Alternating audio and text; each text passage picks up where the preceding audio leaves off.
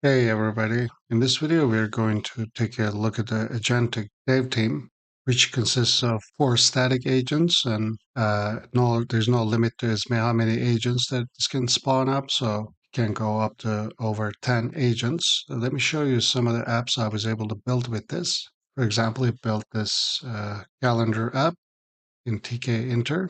You can actually set events, let's just say one, and these events are visible in the weekly view, monthly view. If we were to add another event, for example, two, then we can see them here. Now 2 green dots are added. We can go through the months, go back to today, things like that. So this was pretty awesome. Now the important part of this is that this builds multi-file apps. This app is over 600 lines of code. Another one it built is this Chat GPT clone in TK Inter. Here we go. We can send a message here. It's not the best design, but it works. Here we go. You can start a new conversation. The conversations are stored here automatically. You can say, tell me a joke. And here is the joke. So we can go back to the first conversation, continue it, or delete this conversation. Conversations are stored here along with there's a chat app config. Now this one is also made up of multiple files, plus it writes the requirements itself too. Another one is this diagram app that it built. Here we go. We can draw rectangles. We can move them around, draw lines, can adjust the line width, toggle a grid. So we can also undo and redo. So these are all multi-file projects. So the previous version of this, over which I made some significant improvements, which we'll talk about, was agentic game dev. It was this video if you want to take a look at it, but that was configured to build only games. This one, however, can build any Python project. There's a caveat, which I'll talk about. By the way, the code files for this project will be available at my Patreon at connoisseur level. That is the $30 level and above. Link for that will be in the description, but we will be reviewing the code here shortly. You can also build games. Take a look at the space shooter game. It's made up of 10 files, and this is over 900 lines of code in total. Now, this is pretty significant because each one of the agents that spawns is responsible for an individual file. So the agent that writes the enemies.py file doesn't know what the config or the game.py file is going to look like, as well as none of the other files. Their common ground is this project plan.xml, which we generate during the planning phase, along with the summary and description of each file and import to the general basic description, along with the program logic, which we use throughout the process, the agentic process. So if I launch this game, it's not the most beautiful game, but the surprising part is that it actually works. And it has levels along with actually upgrades and things like that. Yeah, so a total of 900 lines of code. It autocorrected itself multiple times. This was very surprising. So before we begin reviewing the code, let me tell you a little bit about how the overall structure, logic flow of the app works. But if you also wanted to gain more insights, you might want to watch this agentic game dev. You can find it at my channel or at my website, echohive.live. You can download the code for that at my Patreon as well. So to begin with, we're taking user input, and the two of the static agents is the planner 1 and the planner 2. So these two talk to one another for as many iterations as we have specified. And eventually they generate a game plan. After the game plan is generated, the game plan includes all the files that need to be generated. So however many files there are, we spawn up individual agents. Let's say in this case, there is 7 of them. And each one of these actually write their respective files independent of one another. And when their common ground is, of course, the game plan. So they don't know what each other is doing at this point. After that, we entered another static agent, which is the error correcting agent. So this actually runs the code and tries to correct any errors that might be occurring. This is pretty effective. And once all the errors have been corrected, then we enter a user feedback loop where we run the app, the user interacts with it and provides feedback, and this agent actually improves on it.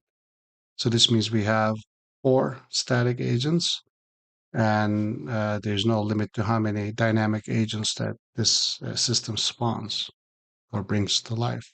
Okay, now we can begin reviewing the code. I have also in detail reviewed the code in the other video, but I made some significant improvements to it, along with making it more generally applicable to any Python program. However, this system, because it uses subprocess to run the code, to execute the code, is not really appropriate to building or executing or actually applying to the kind of applications which takes in user input from the terminal. Due to this, I'm actually going to work on it. If you do download the code or have suggestions on how to make this better, do let me know. So any app that takes in user input from the terminal will just not be the appropriate program to build with this. But other than that, you can build any Python program. Let's quickly run it and see how it works. When we first run it, we get a warning saying that this will execute code on our machine and can be potential dangers. You have to type here yes to accept it. And then it's going to ask us if we want to create a new project or open an existing project. This can continue from your existing projects. So let's actually go ahead and say one. And before I continue, the project folder is where all the files are going to be saved. You can then copy this and rename it if you want to keep that project. So it's going to ask us if we want to clear the project folder. We're going to say yes. So we are starting fresh. As you can see, the project folder is cleared. Now, describe the task or project you want to create. Now, this is where it takes in user input, but there is also an additional underscore instructions .txt file where you can put additional instructions or code examples. For example, this is what I did when I was creating the ChatGPT clone in tkinter. I inputted some sample code on how to call GPT API. But let's say we wanted to create a fully functional calendar. I have some tests here, which I'll also include in the code download. So once we write our description for this is for a fully functional calendar app in tkinter, then it's going to ask us how many planning iterations we want. This is the step where planning agents are going to discuss while generating a game plan. So let's actually select 2 here. So for speed process, we see that additional instructions is empty, proceeding without additional instructions because we didn't add anything here. Otherwise, it would have get injected into the system message right here. We would have added it into under the system message for both planning agents. So now here we are getting the first planner to create some outline. As you can see, the first one is a critical expert in the domain relevant to the following task, and the second one is a project architecture expert. So they're going to have a discussion and discuss how best to build this. Now, on the final iteration, since we said 2 in the second iteration, we actually append another message saying that this is the final iteration so that they can gather their thoughts. And finally, this architecture designer is going to actually return some really detailed structure. Here is specified in these instructions. You see here, it is what's happening. In the second iteration, the first one actually outlines, and the designer is actually returning the XML, which we write to file here in the project plan, along with the logic flow. And then we spawn here in this case about 8 agents to actually write these files here. They are being written all in parallel in async. And after project creation is completed, we automatically run it. Here we immediately ran into an error. Here we are attempting to fix that error by sending that feedback back to the error correcting agent. Now it ran again, and now we are on to the second attempt. And here you can see the reasoning of the error correcting agent and what it thought should happen to fix this code. Here it says which files need to be modified, and it also prints which file was modified in this section in this turn of the error correction. So I'd like to mention that all of these apps that I built went through several rounds of error correction and also several rounds of feedback. Now, the thing is, this will run for up to 10, and after 10, it'll quit. All you would have to do is, if you wanted to continue, to run this project again and actually select the second option to continue from a previous project, and just select the project folder, which is what you were working on, right? Unless you wanted to bring in an external project. That is, if the project didn't reach to the level that you expected after 10 iterations of error correction and feedback. So here, actually, on the fourth try, we got this running. So as you can see, we can go to day and week.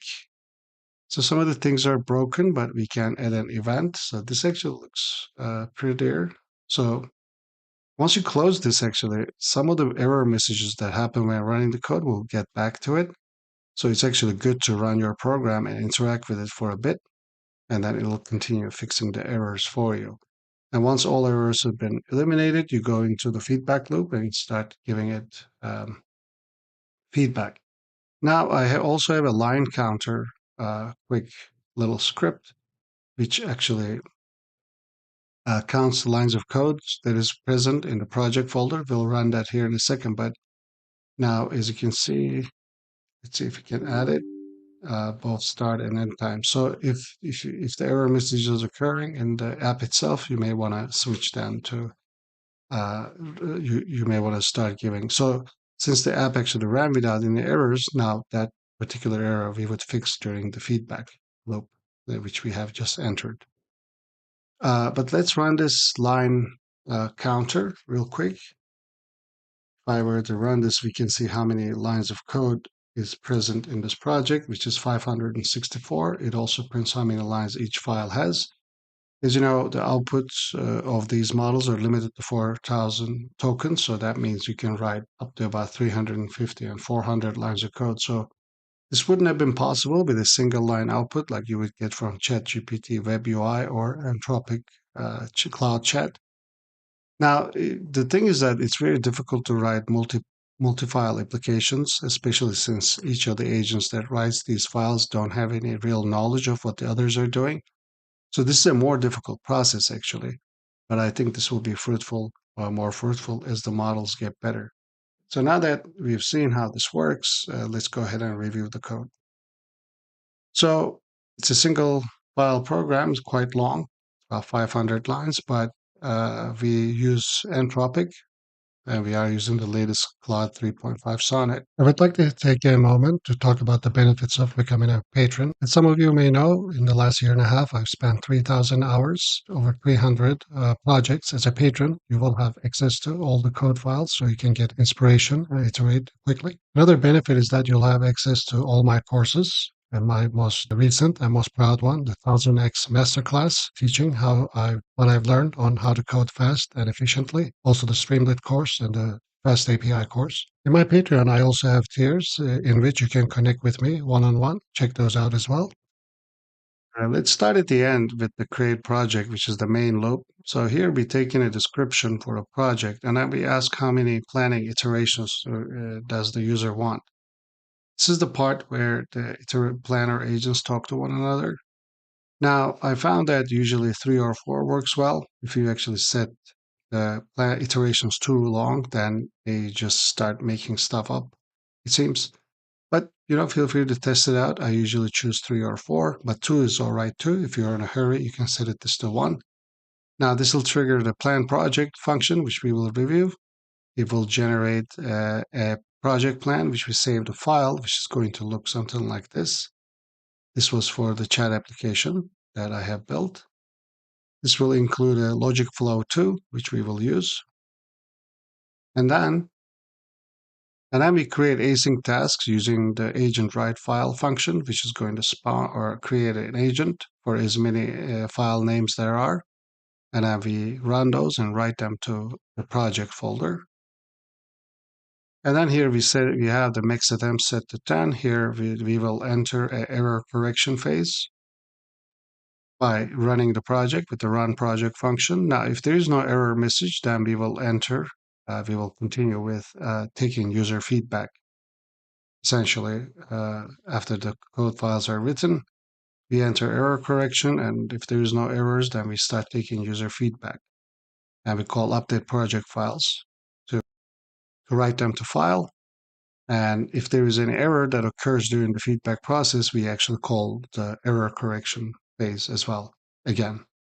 Now, this can actually load your previous projects too. I forgot to mention that. In that case, we have the manage project. For example, in the beginning of the script, we ask if you want to create a new project or start from an existing project.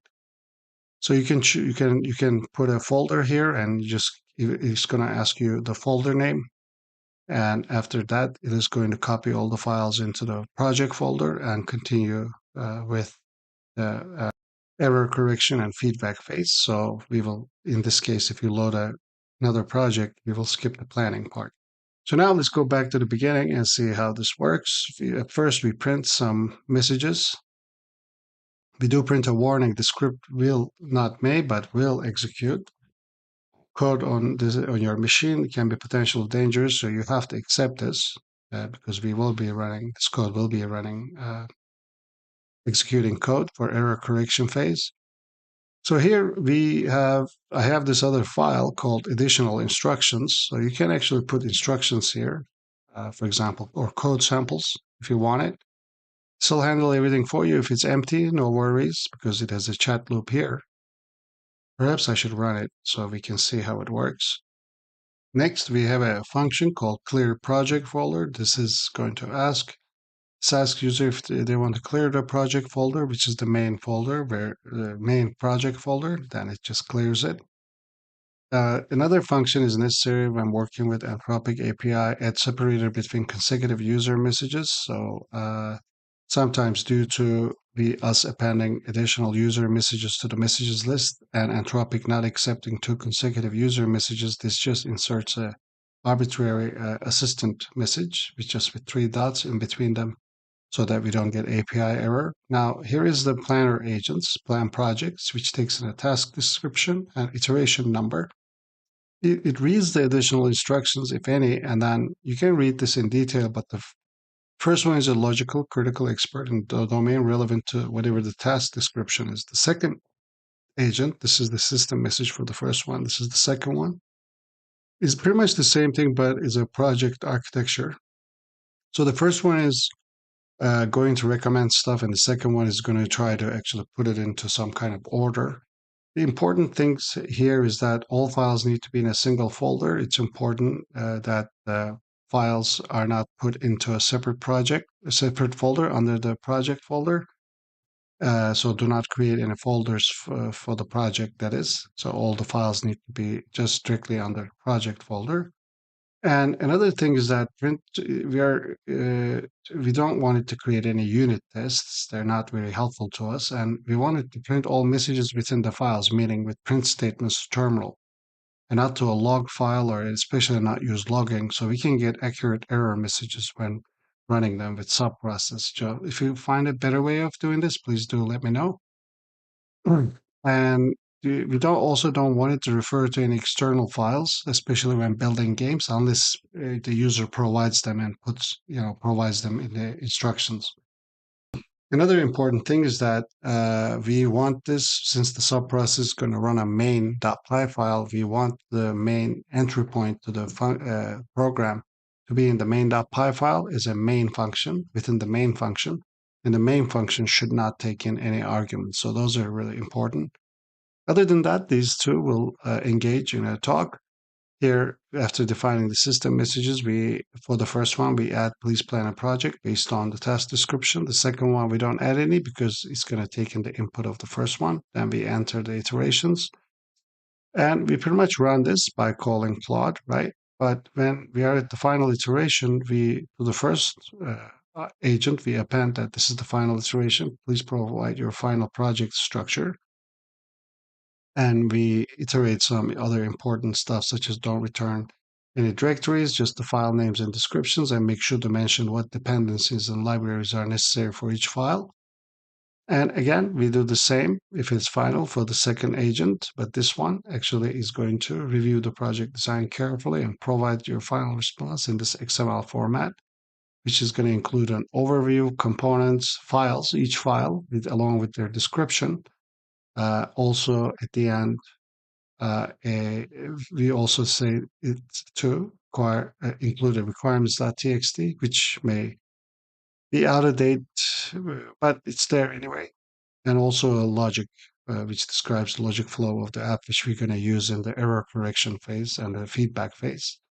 Yeah, and some other instructions. And then we make sure that we add the separator in between them. So this is just a planning loop. And at the end, we get the XML content, we extract it, and we get the XML content in this case and return it. So this is what that function does. Now, agent write file is actually for, this is the agents that actually write the files. So this is going to be instantiated for each file there is. For example, if you were to go back and look at the space shooter game, there's about 10 files. So this function will be called 10 times in parallel.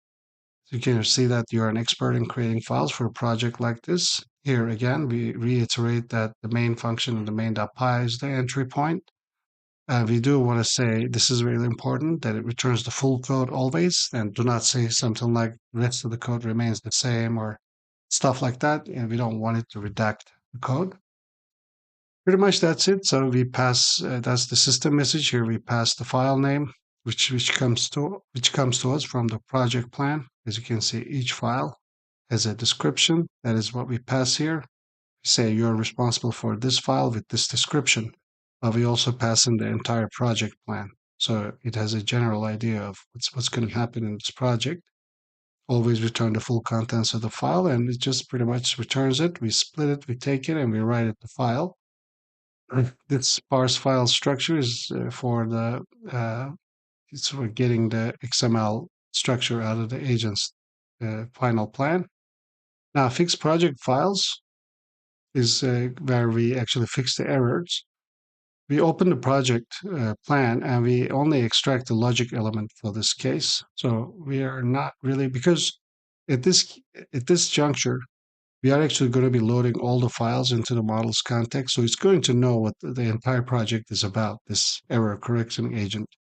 But to kind of center it or anchor it, we do grab the logic part of the overall plan and we insert it so that it actually knows and it doesn't go astray. You can maybe think of a better logic here. Other than that, we grab all the files from our project folder, right? Such as like this, and we append it into a file contents dictionary.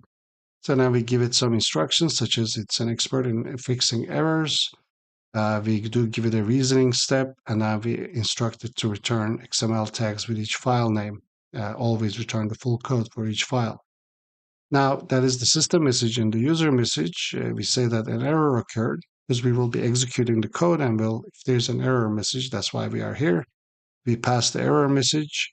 We pass the entire contents of the files, project files, and also we pass in the project logic flow into it.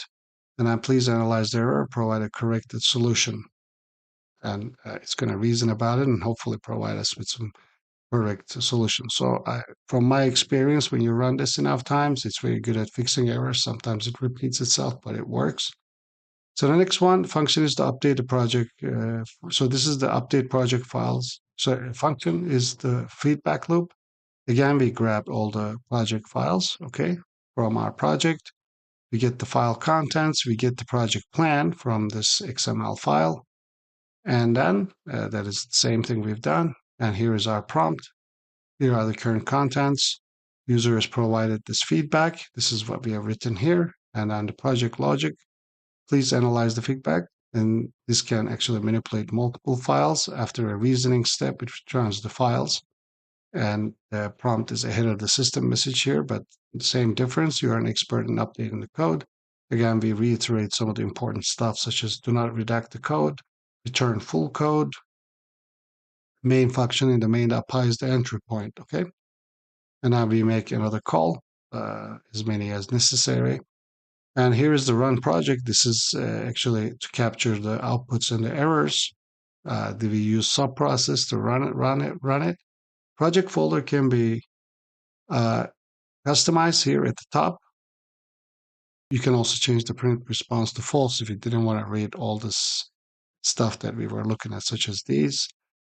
The reason is because you can actually run this in two different terminals, just like I have right now.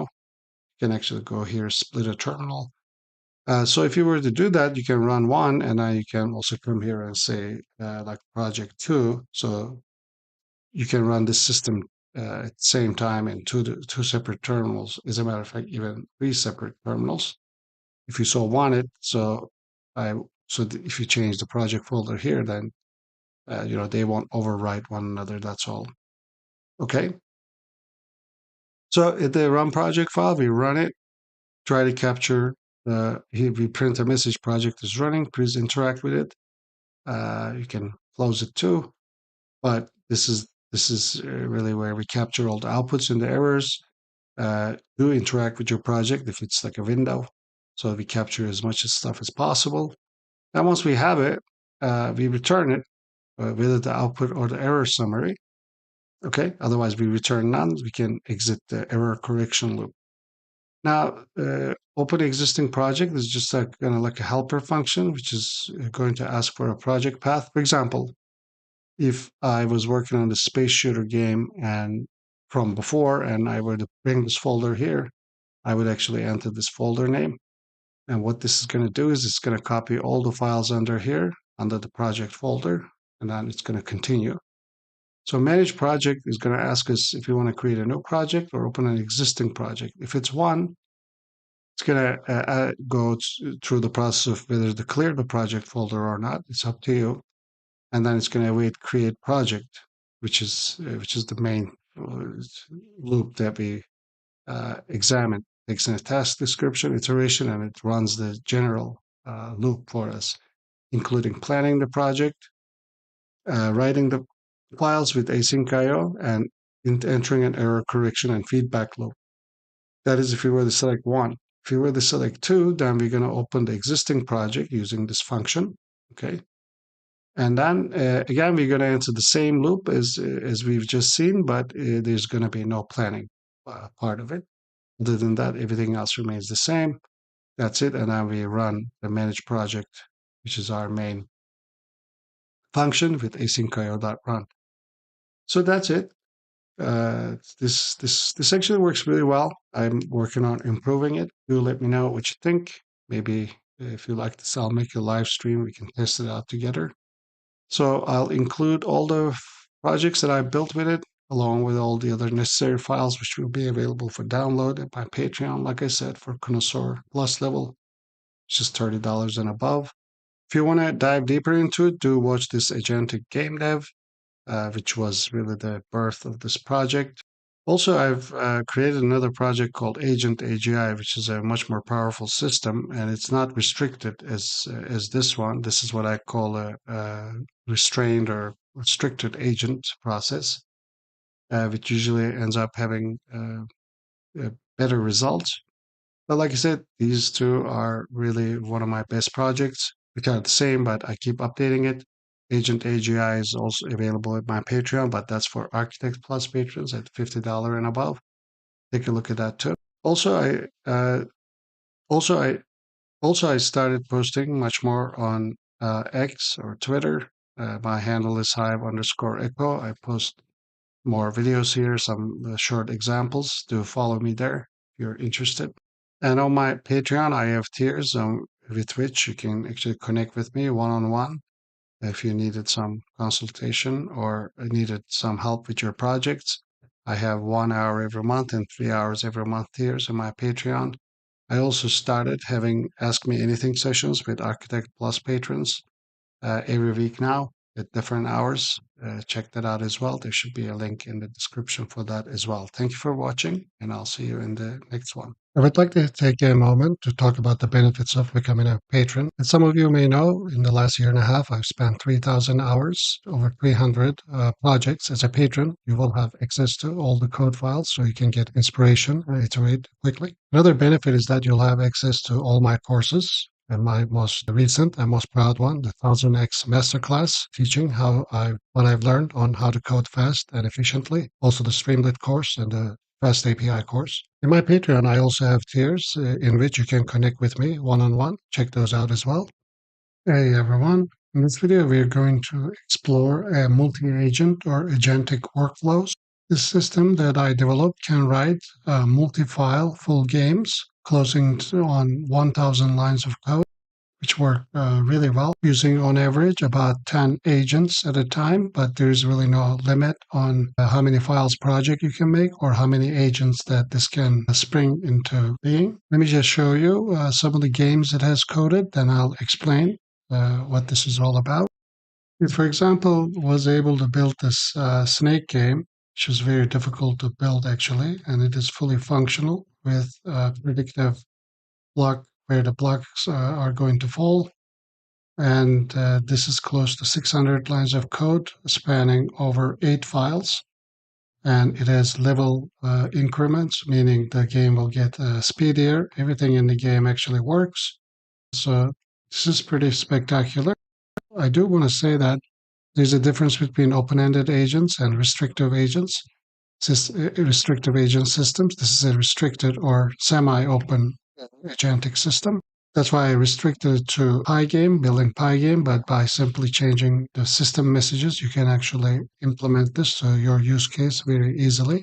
Let me show you the space shooter game that it has built. It's almost 800 lines of code, actually, which is not possible with a single output from an LLM, since the LLM's outputs are limited to 4,000 tokens, which equates to about, give or take, 400 lines of code. We can actually play this game with sound on and off, and with the sound off. So it is a leveling system, and it has actually upgrades that drop, and when you pick them up, your ship will either become speedier or your firing rate will increase. These larger enemies are difficult to defeat. You have to shoot them multiple times. So there's quite a lot going on. Like I said, this is 800 lines of code. It just simply is not possible in a single go, but it's very nice, actually. It works very well. I'm surprised. And it's actually made up of 8 files, totaling about 800 lines of code. By the way, the code files for the agentic game maker will be available at my Patreon. Link will be in the description. Let's take a look at another game it had built, the checkers game. Right after that, we'll start how it works, and I'll explain it. So here's a checkers game, which we can play. As you can see, it works well. So this is a multi-file game that it was able to build. Let me quickly explain with a diagram what's going on, and then we'll also run the code and go over the code as well. So we have 2 planner agents which talk to one another and user specified n many times, and they come up with a game plan, which then we write to gameplan.xml.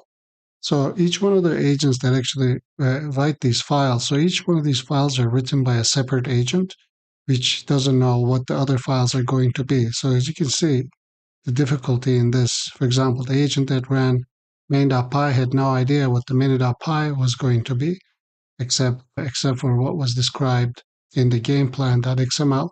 So that's why this multi-agent interaction, where a lot of the agents actually don't know the final outcome, being able to produce this complex game is pretty mind-boggling, actually. So after the 2 planner agents talk to one another, they create a game plan and they outline how many files they're going to be in our project. And then my script automatically spawns up many code writing agents, let's say in this case 5, and each of these is responsible for a file without knowing what the other agents are writing. And once the entire project is written, then we enter an error correcting phase where we execute the code, and an error correcting agent actually tries to modify any one of the files or multiple files at a time to fix the error.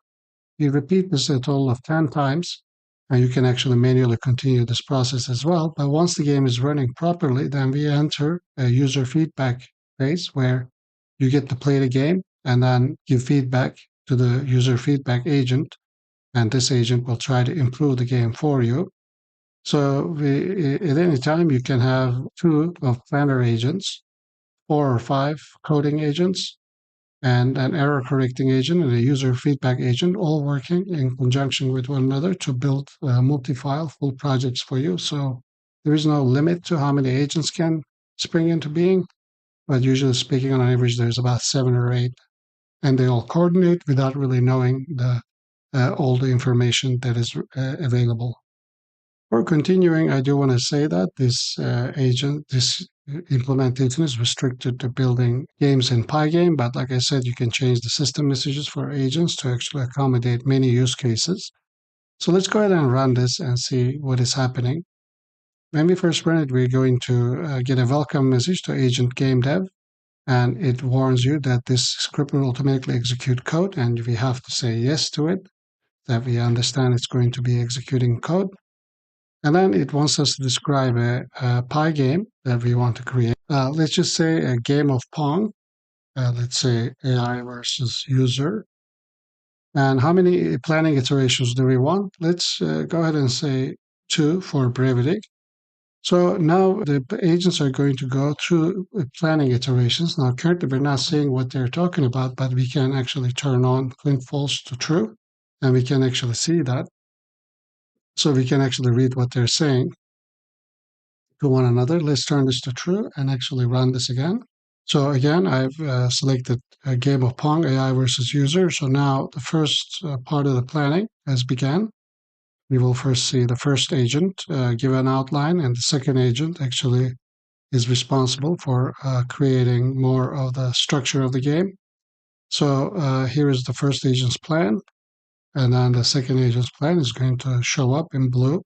And at the final stage, we change the system message so that they finalize their plans. Usually it's good to let them talk maybe for 3 or 4 iterations, but if you let them talk for many iterations, then they can actually kind of go off course and talk about some stuff that maybe you don't want, such as how long the game is going to be take to build. Anyway, now after the game plan has been created, we save it to the game plan .xml file. You can read more about it here. And then we start creating game files.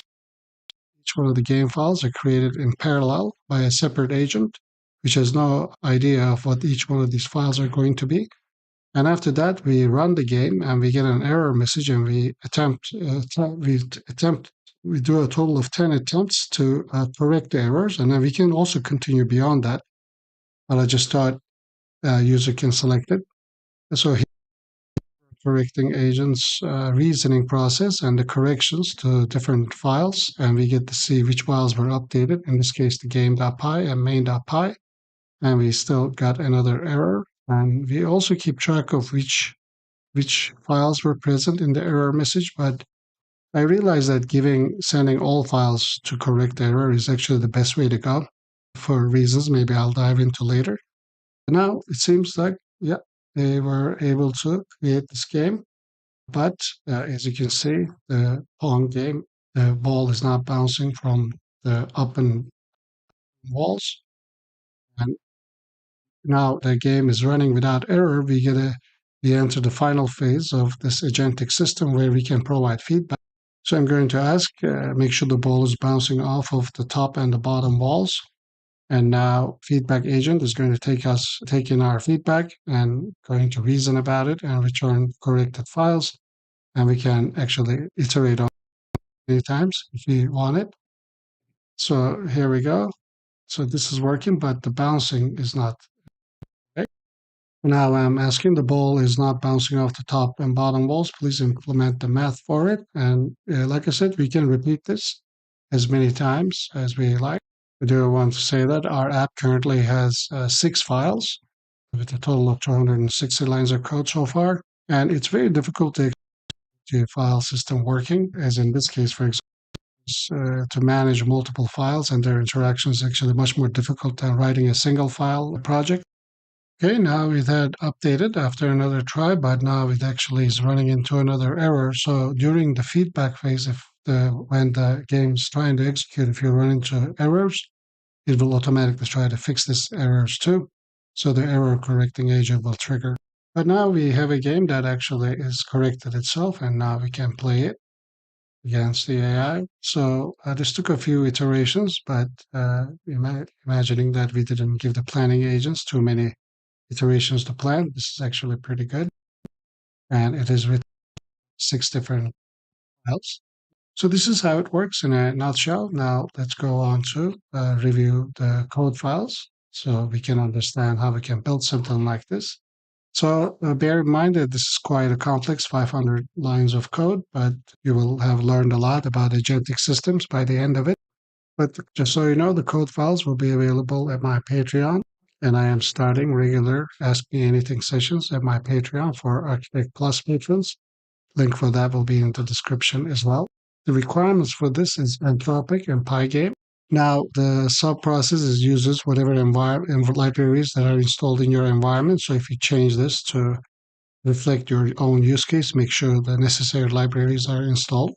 Otherwise, you'll get an error and you'll have to install them anyway. But just keep that in mind. I would like to take a moment to talk about the benefits of becoming a patron. As some of you may know, in the last year and a half, I've spent 3,000 hours, over 300 projects as a patron. You will have access to all the code files so you can get inspiration and iterate quickly. Another benefit is that you'll have access to all my courses. And my most recent and most proud one, the 1000x Masterclass, teaching what I've learned on how to code fast and efficiently. Also the Streamlit course and the Fast API course. In my Patreon, I also have tiers in which you can connect with me one-on-one. Check those out as well. Actually, I forgot to mention that another requirement is the term color for colorful printing in the terminal. Let's actually begin at the end of this script within the main loop, which is the create game function. All the functions in this process is async because we are using some parallel processing. So we're taking a user input to describe the game that they're looking for. Iterations is how many planning iterations there's going to be. And then we call the plan project function to get a final plan. After that, we save it to XML file, and then we create async tasks for agent write file method functions to actually write each one of the files to file. And then after that, now that we have our project ready, we enter a while loop to actually continually execute the code and get feedback. If there is no errors, we start taking user feedback immediately and update game files with the feedback agent. Otherwise, we try to identify the errors and actually call the error correcting agent. And then this loop continually keeps running until the user decides to break it. So now that we've seen how the main loop runs, let's come back to the beginning of the file and start going over it one by one. So this is all our imports. The interesting import here is subprocess to execute the code. And this XML X3 element tree, this actually is going to parse the file structure from the XML string. That's how we are actually creating this game plan XML, since we are instructing Claude to return in between XML tags. So this print, we initialize our async entropic. We are importing async entropic from entropic so that we can call it in parallel for file generation. We pass in our API key. Here we are detecting it from an environment variable, but feel free to replace this with your key. We are printing a warning that the script will automatically execute code on your machine, which can be potentially dangerous. And then we ask user to confirm this by typing yes. And then our main files are always going to be written under this app folder. But at the start of every iteration, we actually remove that folder. So each time you run this file, your app folder will be removed. So if you have produced something you like, make sure to copy this. Now, if you have this app folder open in a command prompt somewhere or something like that, or have a file open within it, then it's asking you to close in the terminal, which have the app folder open. But if you also have the files open, close them so that this can and then rerun the script to properly remove the app folder. Then we have a function which is necessary for entropic.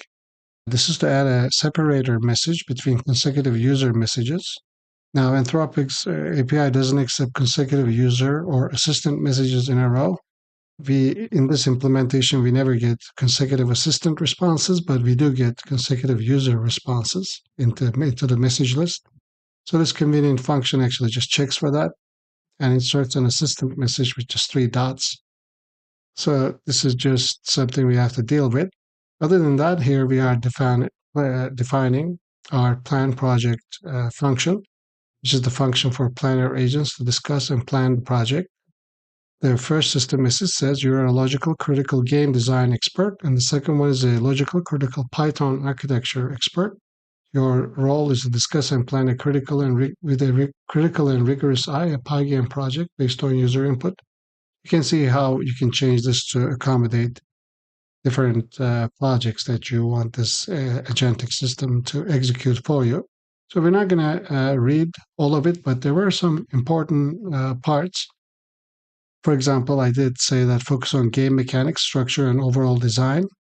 Here, in this case, code organization, modularity, and best practices. I did mention make sure no files need. I'm saying make sure no files. I should have said maybe code files need external files. All assets must be generated within Pygame. This is because when you're creating Pygame, maybe it may want to use some PNG or something like that, or some sound files. We don't want that. We just want everything to be all inclusive so that we can actually automatically execute this. The critical objective is to keep the project structure simple while making no circular imports and broken imports to occur. And I also mentioned that no need to discuss timelines or Git commands because they can just get carried away with planning how long the project's going to take and start planning what they should do in the week one and stuff like that. But this was very important that the imports for each file to be properly configured, since planning the game plan.xml needs to include what each file needs to import and make sure that there are no circular imports. Now, we are trying to fix that in the error correction phase, but we are also trying to eliminate any errors from occurring, and we just pass into the system messages, the user input as well. And then we add a message to the first planning agent. Please plan a Pygame project based on the following user input. Remember that the game should start with a main module in the main.py file. Now, this was another important aspect, and the reason why restricting these agents is important because this game can have many different file names. For example, the main.py is usually the choice to start an multi-file application, but this could have also been like start.py.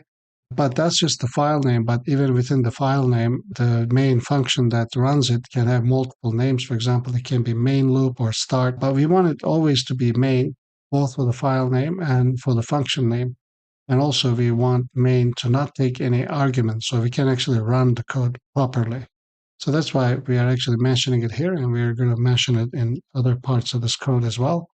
So then we enter a loop for as many iterations that the user has defined. We print a message.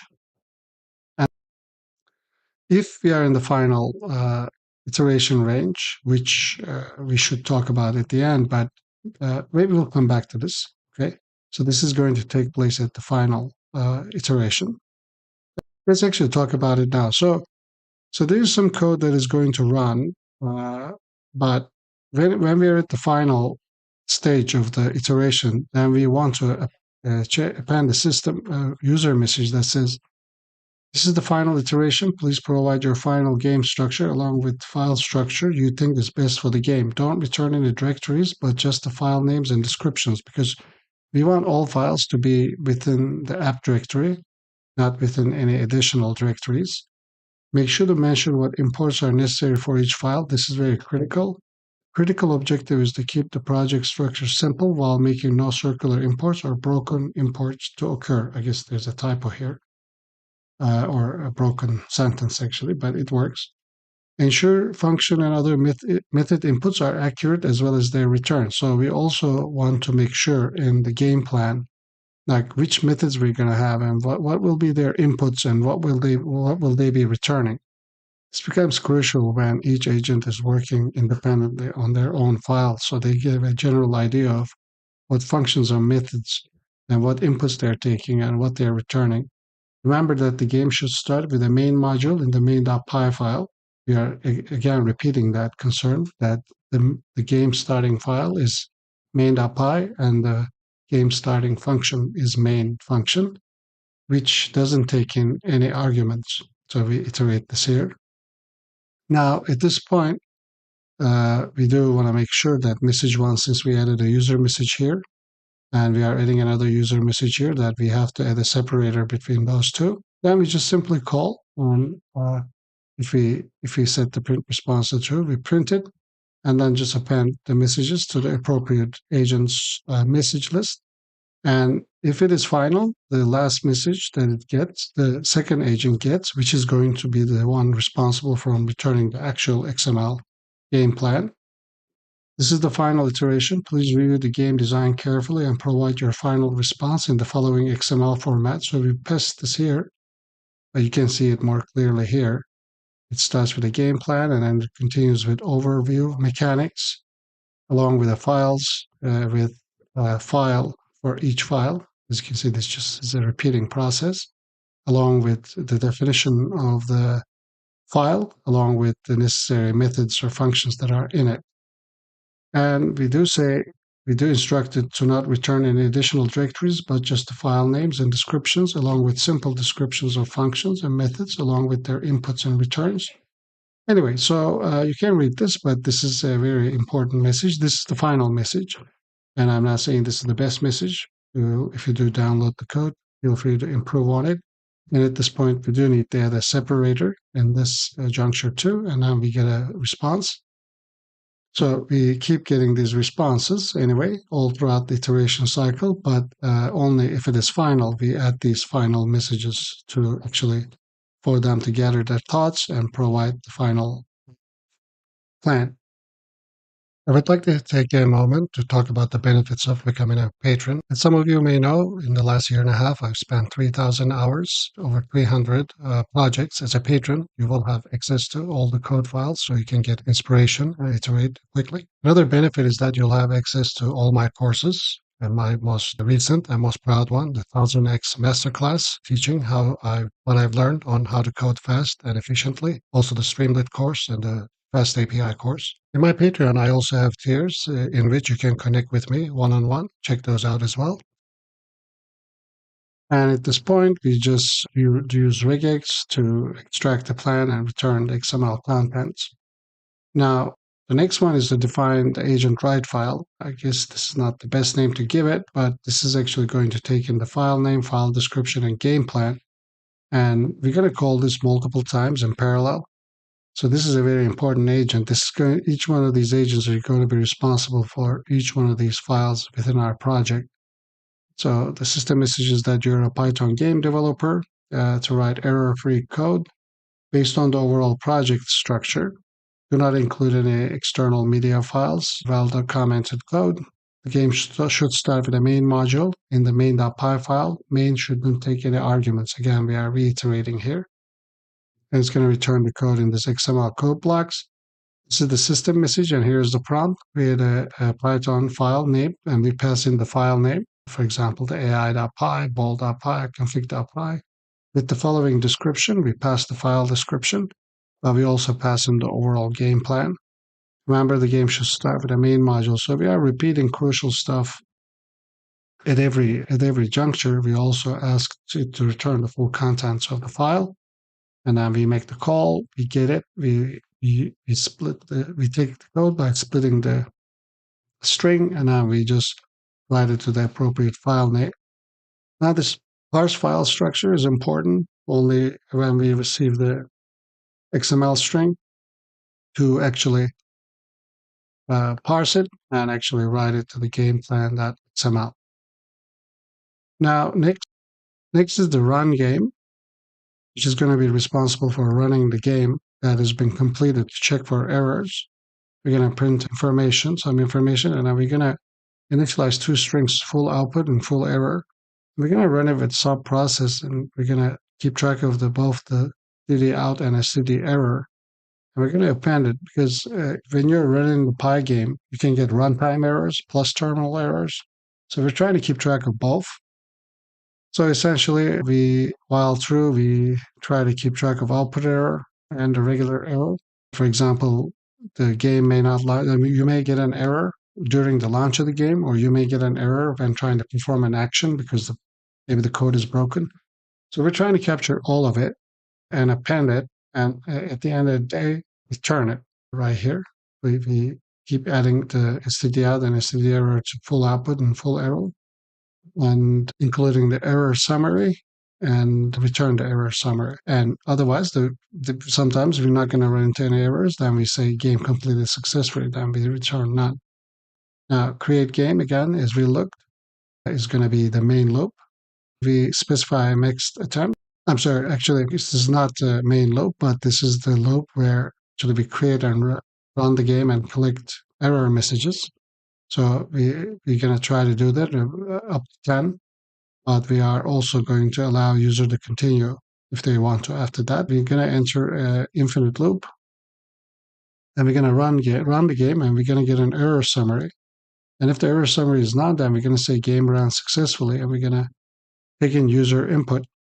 And along with that, we're going to pass on to the update game files, which we're going to actually look into it. This is the one that is responsible for making a call to the feedback agent.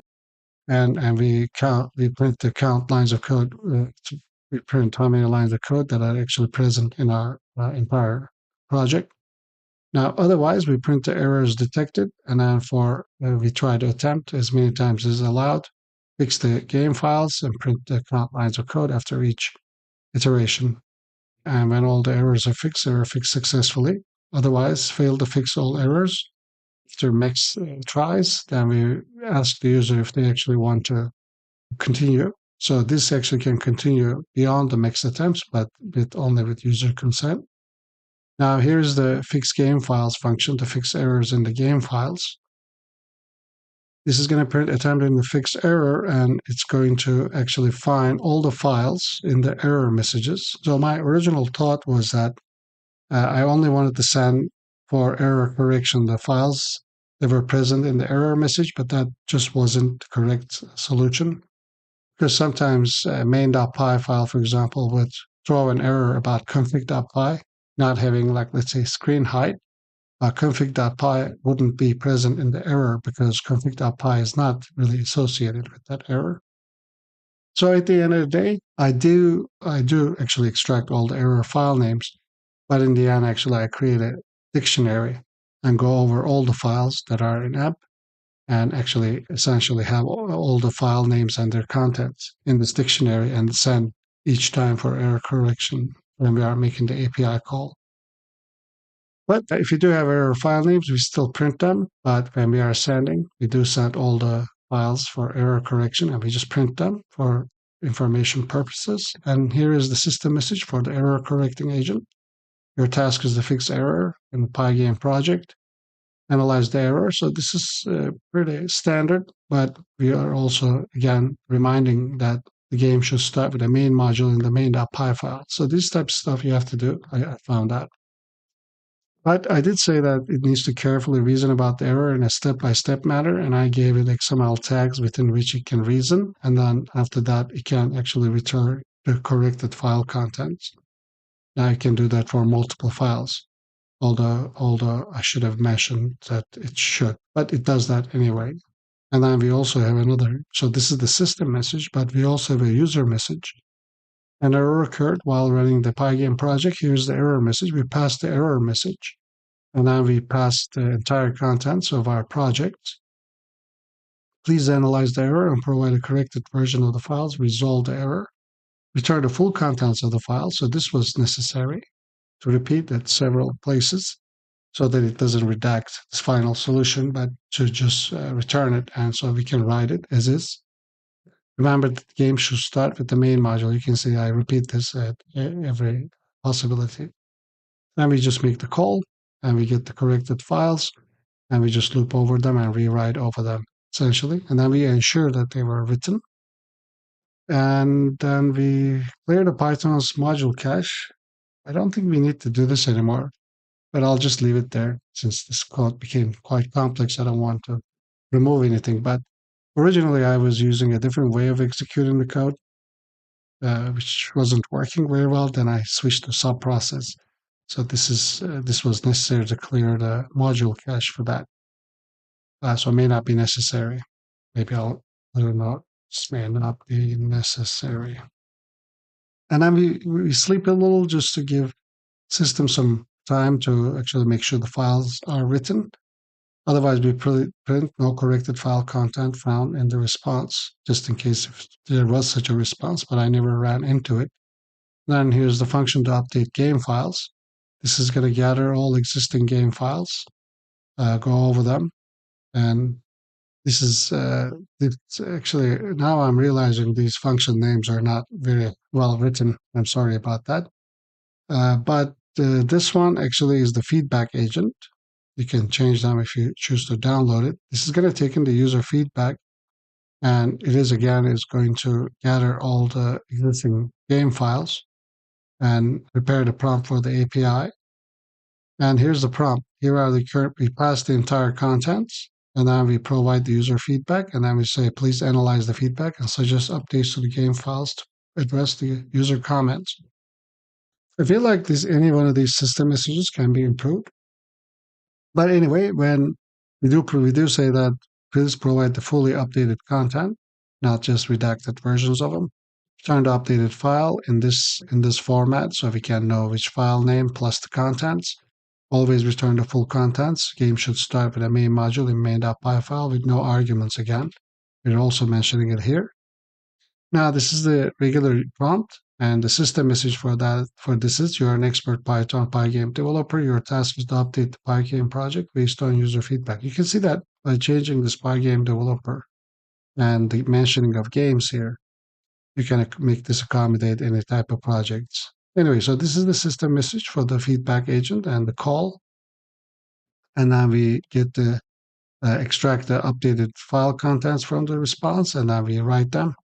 Again, this may not be necessary to clear the cache, but we again sleep and otherwise say no updates were necessary.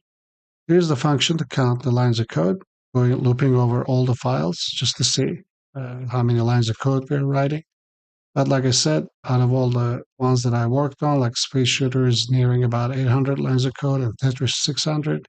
So these kind of projects are not possible with a one-shot generation with just 4,000 token output limits on large language models, at least currently.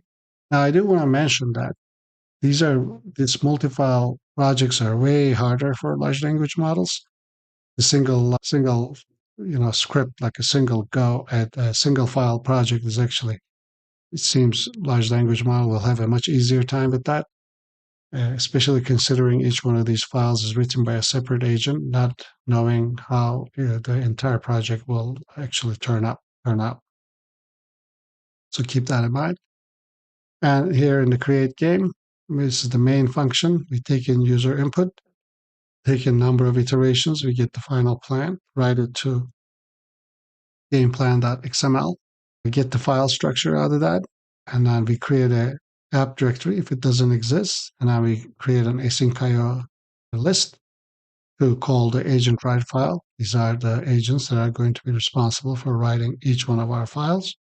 And we async.io gather those tasks, count the lines of code, and then we enter the iterative code execution and iterative correction loop. So in this loop, we're gonna check to see if there are any error messages.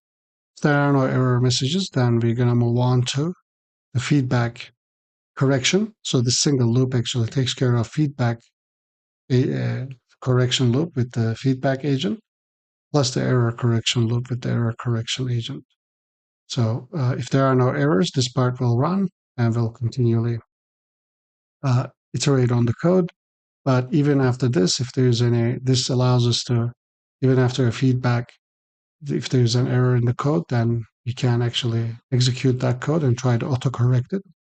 Now, if there is an error, we print the error and we try to attempt in next attempt, try to fix it, call the fix game files, count the lines of code, run the game, try running the game again after fixing to see what happens. So this can repeat iteratively. Otherwise, if all the iterations have gone by and we weren't able to fix it, then we print failed to fix all errors after this many attempts.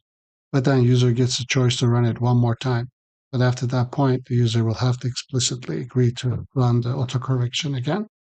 And then we just async.run the entire game. So I believe this was this was kind of eye-opening for me. I do want to explore agentic workflows more deeply going into the future. I will be exploring more about function calling as well. I think you will find this very useful. I hope you found the video description of it useful. But if you want to just grab the code files quickly, you can find it at my Patreon. This will be available for architect level patrons. I will be doing more videos on function calling as well and build agentic systems like that. Also, remember that I will be starting regular Ask Me Anything sessions for my patrons, Architect Level Plus patrons. You can find the link in the description. Also, if you want to get in touch with me for one-on-one, you can check out the higher level tiers on my Patreon, on which you can connect with me one-on-one on a monthly basis. Thank you for watching and see you in the next video. I would like to take a moment to talk about the benefits of becoming a patron. As some of you may know, in the last year and a half, I've spent 3,000 hours, over 300 projects as a patron. You will have access to all the code files so you can get inspiration and iterate quickly. Another benefit is that you'll have access to all my courses. And my most recent and most proud one, the 1000x Masterclass, teaching what I've learned on how to code fast and efficiently. Also the Streamlit course and the Fast API course. In my Patreon, I also have tiers in which you can connect with me one-on-one. Check those out as well.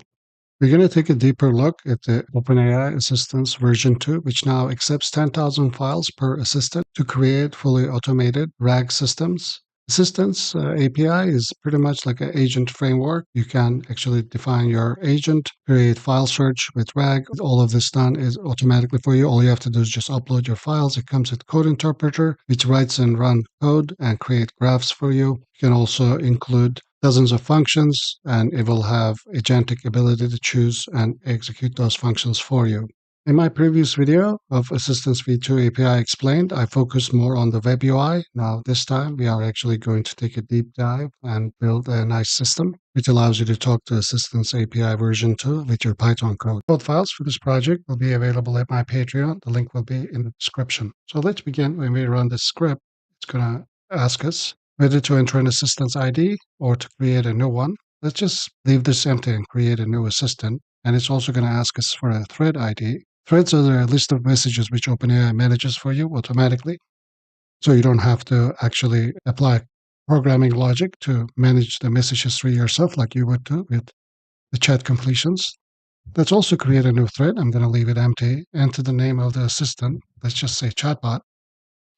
By the way, before we continue, this assistant will automatically have file search and code interpreter turned on. We can also insert instructions for the assistant. Let's just say you're a funny and whimsical chatbot. Now it's asking us to upload some files if you want. These files are automatically detected from the files folder, so you can actually put anything in here and then upload it. We're going to skip this step, so we're not even going to upload any files. And now what we have is just a chatbot, really, with code interpreter. You can just talk to it. Let's see if it is really whimsical. Hello, how can I assist you today?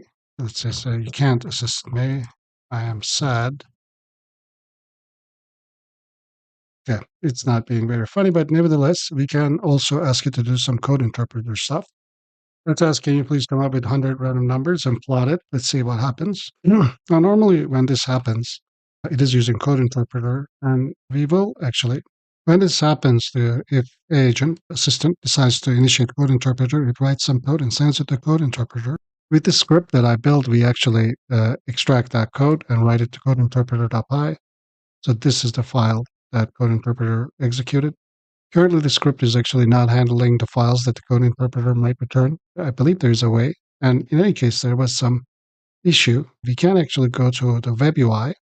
And here, if we go to our threads in our platform.openai, we can actually find the thread. This is the thread we are on. And the run that we did with the code interpreter failed. This can happen from time to time, but we can still continue the conversation. Yeah, plus we have the code and we can actually execute this separately to see the plot ourselves. We can actually go ahead and split the terminal and enter into the proper directory and run this file, and this should display us the plot. Yeah, here it is. So this is nice, the fact that we can actually say we are saving the code interpreter's outputs, but let's continue with some file search stuff. If you're enjoying my content, you can visit my website, echohive.live, and check out all the 280 plus videos that I've created. I try to keep each one unique and interesting as I'm interested in learning more myself. And if you're a patron, you can actually download the code files for any one of these projects. Okay, let's break out of this and create a new assistant. Again, we're going to create a new assistant. We're going to create a new thread. I actually downloaded this teaching of history book from Wittenberg Books. It's about teaching of history. This book was written for teachers, history teachers who are teaching history. So we can say history assistant. So I'm going to say assistant for history teachers and instruction. Let's input the instructions as you provide insights based on the documents provided. So these will be the and all our files here have been presented to us. We can actually select multiple files, but I'm going to just select 6. It's actually creating the vector store. We can name it as history. I had done this before, so let's name it history_2, and it's uploading the files and creating everything for us. This should only take just a quick second, depending on your file size. As you can see, everything was done. We can actually go back to our storage. We see that teaching of history was uploaded, and vector store for history_2 was created with the file teaching of history, and this is assigned to the assistant for history teachers. We can actually go to that assistant, and right here from assistants, and we see that its instructions are set properly. File search is on. This is the document that has been provided to it. It references the vector store, so that's nice. You can adjust the temperature, so you can do a whole lot of things here. Also, you can chat with it in the playground, test it out. But we're going to do all of that here. We can ask. Let's ask what is the document about, and it is performing file search. And right after that, it should answer our question. It says this document is about teaching of history, which serves as a guide for high school history teachers. So that's nice, and it also provides us with references. So we can ask how should a teacher approach towards exams, and it's doing file search, and it's actually providing insights based on that. The approach towards exams should be thoughtful, and it actually is referencing to 4 chunks. I believe you can actually get the contents of these chunks as well, but it is performing vector search, and it's answering us as it should. If you're enjoying this project, consider becoming a patron. I have worked on over 280 projects in the last year and a half, and as a patron, you'll have access to download to any code files that you like for any project, and it's a real convenient. And I believe it can benefit you for if you're just getting into it, getting started with interesting projects, and also find the type of projects that might actually be useful to your own use case. As a patron, aside from having access to all the code for all the projects I work on, you will also have access to my courses. I'm currently working on a Streamlit course. You'll have access to my Fast API course and also everything GPT API course. I also have Patreon tiers for one-on-one meetings. If you'd like to talk with me, check those out as well. Thank you. Now, if we come here, I have actually created another. I can see you can see that I have a few agents. One of them is the analytic agent, whatever I named it like that, which I use analytical engine Wikipedia article. So we can actually actually that was the vector store, and here this test one agent is the one that was using that, and so we can actually copy the assistant's ID and come here and start a new session with our class, and actually we can retrieve that agent. There we go. And we can create a new thread. If we now retrieve the assistant, as you see, it didn't ask for the name of the assistant. Okay, do we want to upload new documents? We can at this time, but we're not going to skip it. Sorry, my bad. I actually entered space twice and the message cannot be empty. We're going to skip it, and we're going to say what is the document about. Should explain that it's about the analytical engine, which Ada Lovelace, I believe, worked with, along with another guy. Proposed digital mechanical general purpose computer design by English mathematician, Charles Babbage. But I believe Ada Lovelace had a lot to do with it too. What year was it? Let's see if it knows. So this is really great. Document doesn't specify the year directly. Maybe perform another search for it. Let's see. Yeah, his work actually occurred during 1930s. Oh, here. So when we said, so when we asked what year was it, it said it didn't perform file search because it's file search currently, as we set it up, is a tool. You can choose to use it. But when it said document does not specify, I asked it to perform another search for it, and then later it said the design of analytical engine by Charles Babbage was first described in 1837, and here is the source. So yeah, this is very cool. It works well. Like I said, it allows you to retrieve or create assistants and threads and upload documents. I'll include these documents too. This is AMD, Apple, and NVIDIA's 10K reports, I believe for 2023, analytical engine, Wikipedia article, and teaching of history. You know, you can really upload any type of document, whatever is allowed. They have a list of processable documents. So let's go ahead and talk about the code. But before we do that, we're gonna of course review the code, but with the file download at Patreon, I will include the delete assistance and vector stores. I did put some warning here. If you're new to assistance, I thought this was really convenient because if you're new to assistance, you're going to be creating a bunch of assistants, uploading a bunch of files, and maybe creating a bunch of vector stores. I just created a quick script. If you run it, we'll actually delete all of that for you, so you can start from scratch. So it's going to ask you, you're about to delete all your assistance vector stores and files. Let's say yes, and it's deleting all the assistance files. Don't do this if you have anything in the cloud, OpenAI cloud. But if you're just experimenting, you can keep things clean. Now, if I refresh, they should all be empty. So assistance, also, I have no assistance now because we just deleted it. I'm also including some file manager class. I also included some functions here too, like this is to upload a file, list files, delete all files, retrieve files, and retrieve file contents. So you can actually use this as well if you want to. It's available at Patreon. So this is about it.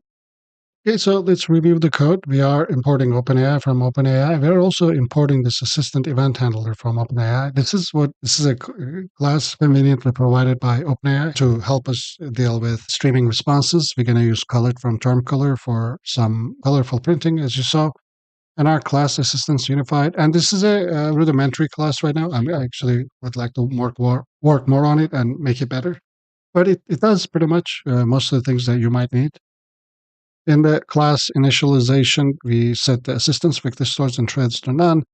We have a method called setAppAssistant, which takes in an assistant ID. It's by default none. And if an assistant ID is provided, we retrieve that assistant. Otherwise, we create it.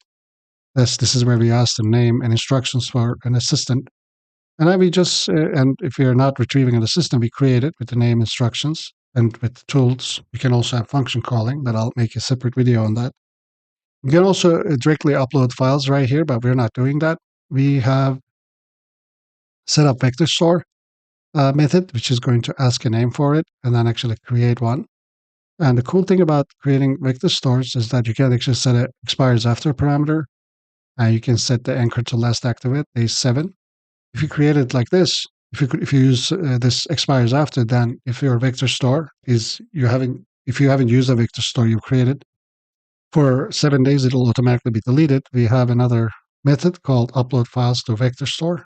Let me zoom in a little bit more. This is going to actually open this files folder list.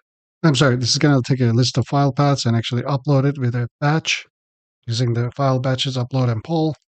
And it's going to print some status report. After that, we update the assistant using the assistance.update we say that file search vector store ID is going to be the vector store that we are going to use. And then we have a setup thread, which takes in a thread ID. If thread ID has been provided, we retrieve it. Otherwise, we create a new thread with empty messages. You can create threads with messages already in them. And then we have create message, which is going to create the usual familiar object with role and content. And then this message that I create is going to actually assign it to the thread, the messages data, like this. And the chat loop within a while loop is going to take in a message and a create message, and it's going to create a run using the thread ID assistant. We are providing an instruction for each thread run. You can also take in user input for this if you want it. And we are using the event handler, which we'll talk about here in a moment. You can set max prompt tokens. Here I set it to 30,000. Don't set this to too low. I suppose if you're going to use file search, normally speaking, if you have large enough documents, each file search can be up to 16,000 tokens. OpenAI says that each file search can return 20 chunks of data. Each chunk is set to 800 tokens. Anyway, you can set mix prompt, and you can also set a truncation strategy. You can specify the type as auto, as we have done. So we let OpenAI determine what's how the truncation of messages is going to be handled, I believe, based on mix prompt tokens. But you can also set the truncation strategy to last messages. If you specify last messages, you also have to specify another last messages key with the amount of last messages. This will mean that you want to keep only the most recent and many messages here, in this case 10, but we were using auto. So this is going to stream until it's done. The event handler client is going to inherit from the assistant event handler, which we imported up here from OpenAI. And we are actually having an attribute for it so that we can write the code interpreter results to the .py file. So this override attribute, I'm not sure exactly what that is, but if text is created, if API returns this, then we're going to print assistant. So that means assistant is now responding. And on text delta, as you know, OpenAI streaming provides the text chunked values with delta. We're going to print the delta values here on the term. On tool call created, we're going to say assistant, and the type of tool can be currently, in this implementation, file search or code interpreter. And on tool call created, if it's of type code interpreter, then we initialize the code interpreter to zero. Not zero, empty string, because we want to append the results to this and eventually save it. And we print the tool call type, so we know what the assistant is doing. So if on tool call delta, right, if we are whatever we're receiving, the delta chunks have a tool call, then we check delta type is code interpreter. Then if it is an input, the reason why this is input, because the code that is being returned by GPT is going to be input to code interpreter.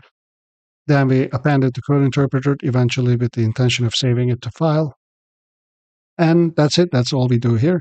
But if the code interpreter has an output, then that means we're done. We write it to file, and then we write the output of the code interpreter, and then we print the logs.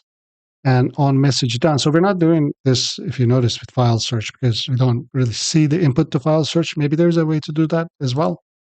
Maybe I'll explore that in another video, but we just want the results of the file search, right? When we get the message content annotations, and we append the citation. So all this is provided by OpenAI anyway, and pretty much at the end we print the citations, because the real answer from file search is going to be provided to us and printed using the on-text delta.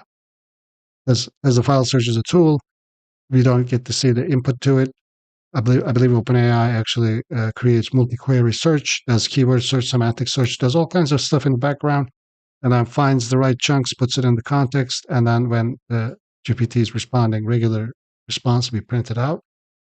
And if it's main, then so this is where we initialize our assistants unified class. We ask for an assistant ID. We can skip it, right? Thread ID. And then we call the setup assistant with the assistant ID, if any. Otherwise, we create a new one. And we get the files from the files folder. So if you have other files, you can just upload it here. Put it in this folder, the files folder. And we're going to print it, enumerate it. And we ask for choices. You can select multiple files, right? And we have a list of file paths, and then we set up a vector store, upload and update assistant based on those. And then we set up a thread with a thread ID, whether user provides a thread or create a new one, and call the chat loop. That's it. So this is it really.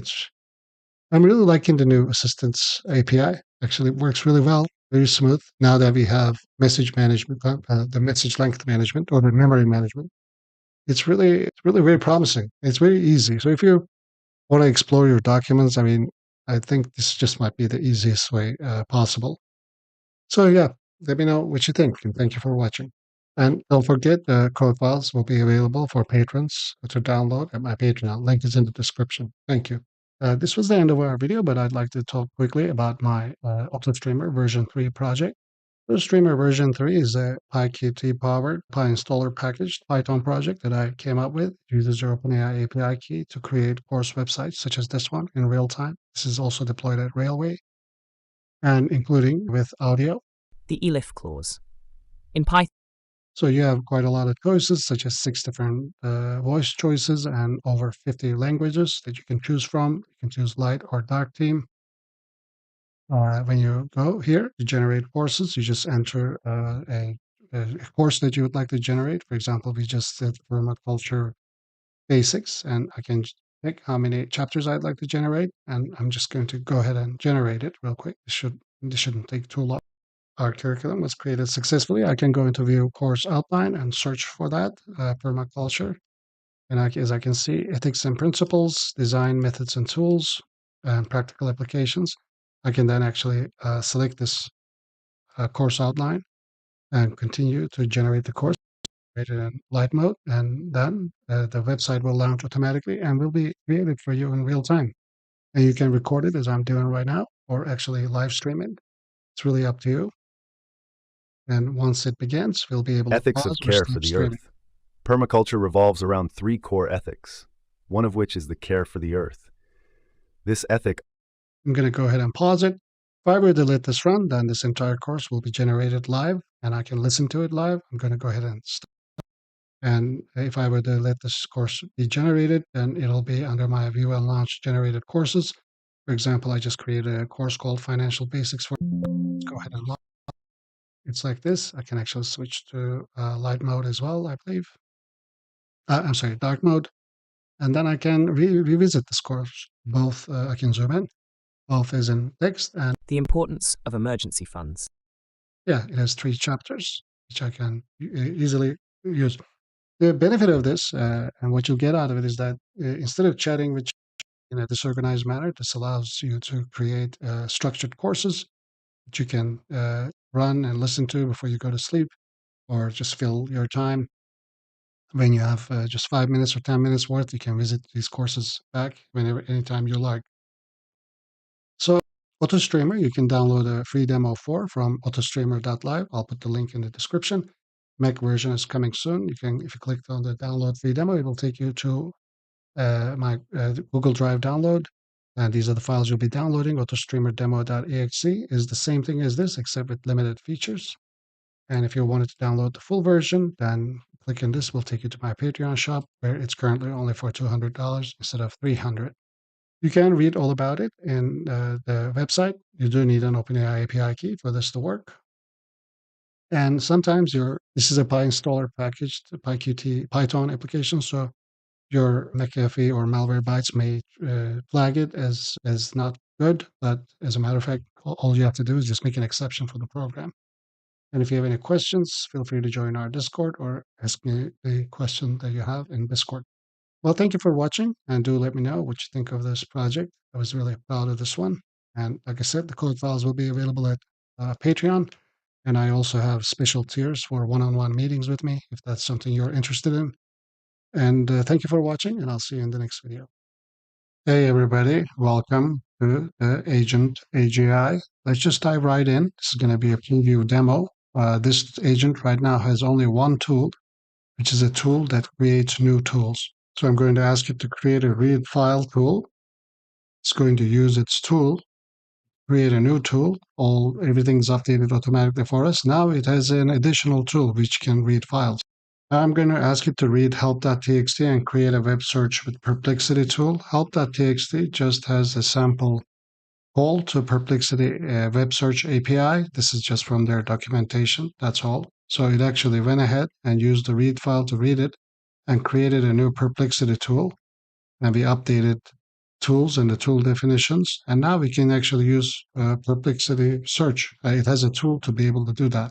And we can see it in the functions.py. It has added the read file and Perplexity web search.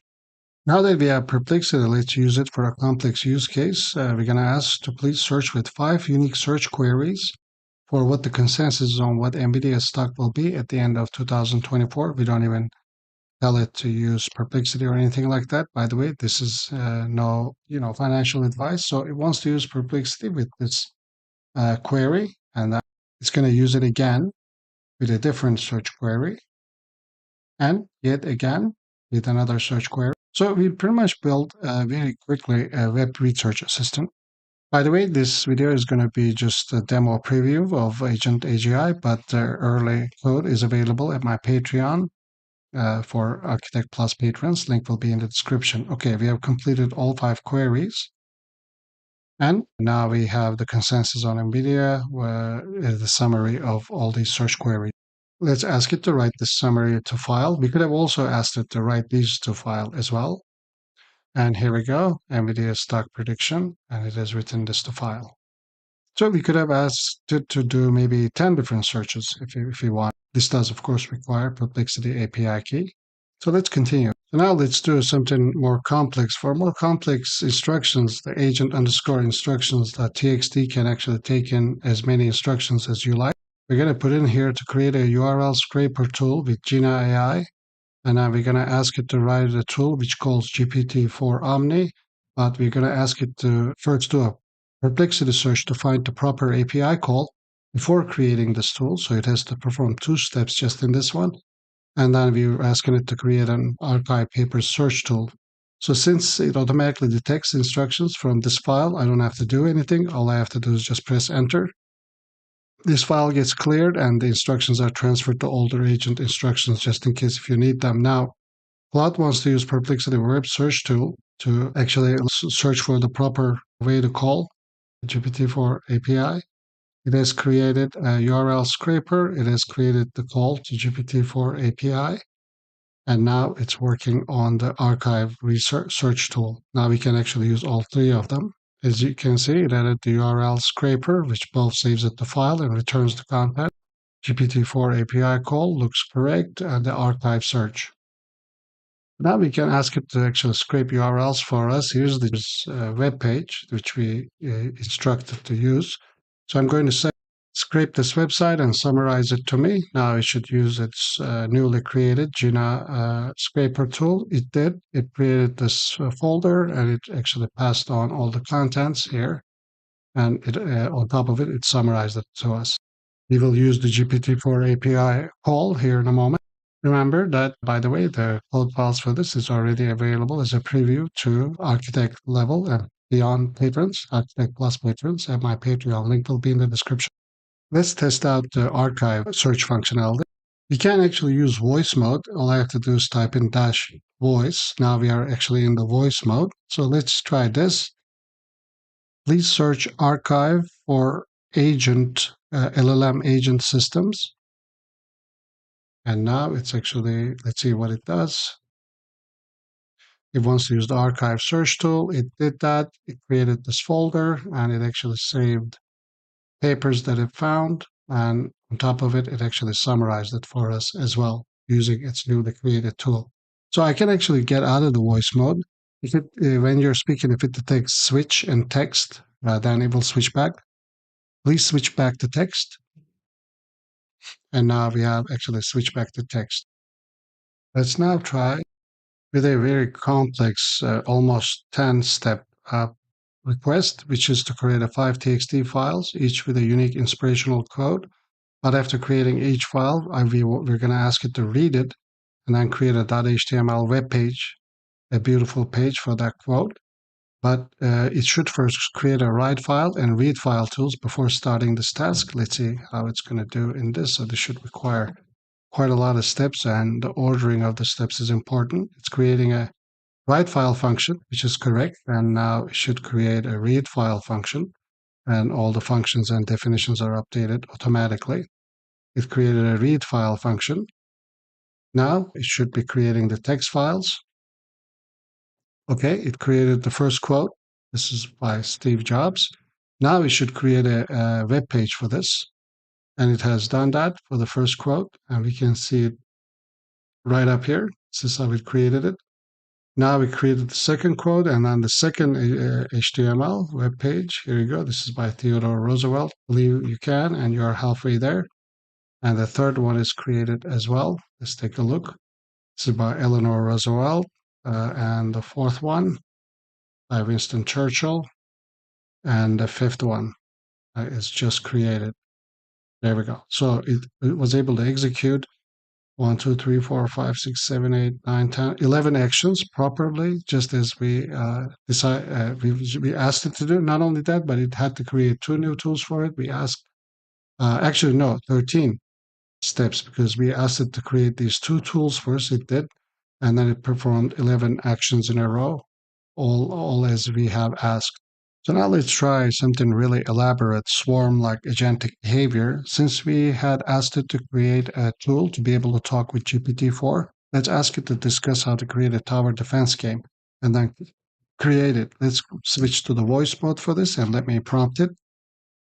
Please make a call to the GPT model and discuss with it how to build a tower defense game in Pygame without using any external assets. All assets must be created within Pygame.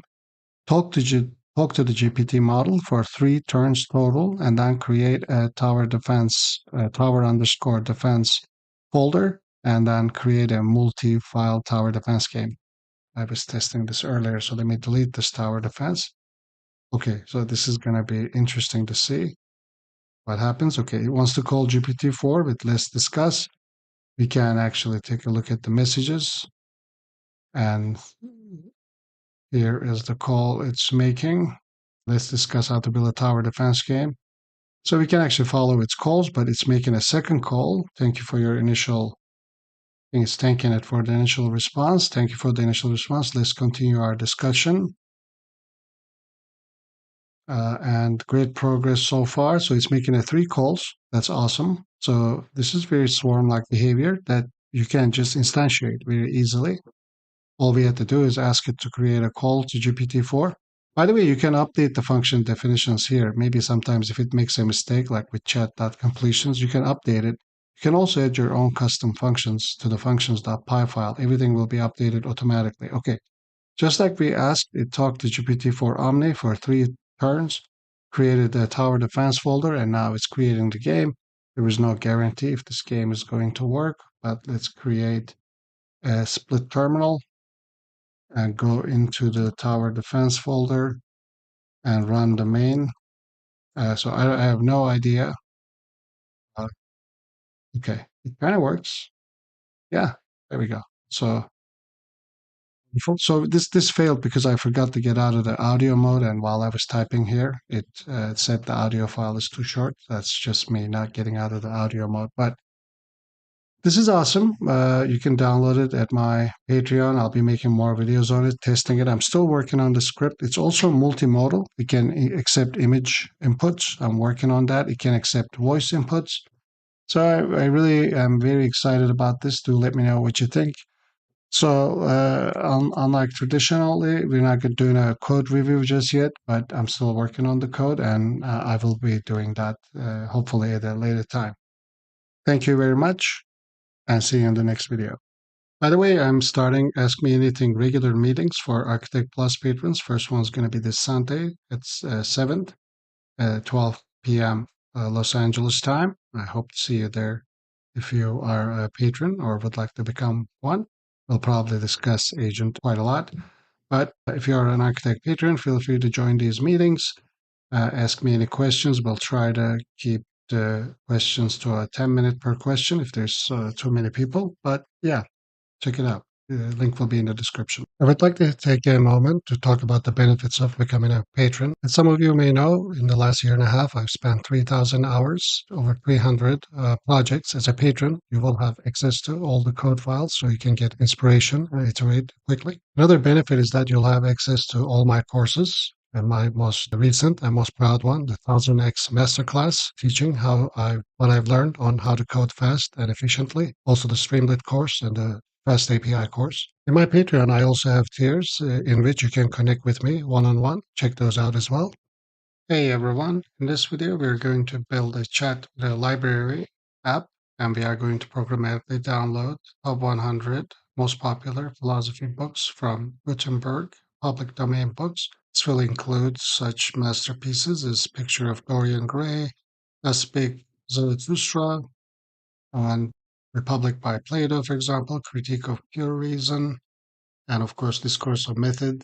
So we're going to programmatically go through this page, even skip pages, and download 100 books. And when we do that, it's going to look like this.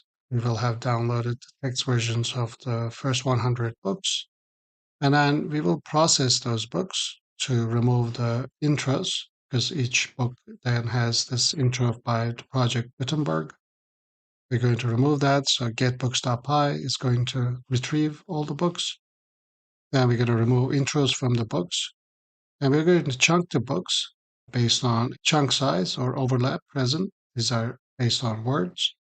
Then we're going to, in parallel, embed them and create a Chromadb vector store. And then we are going to be able to query these and see the results of the queries, which chunks are retrieved from which book, which chunk index, such and so. And then finally, we will actually create a chat using GPT-4o, in which we can retrieve n many chunks from all of the 100 books and return results.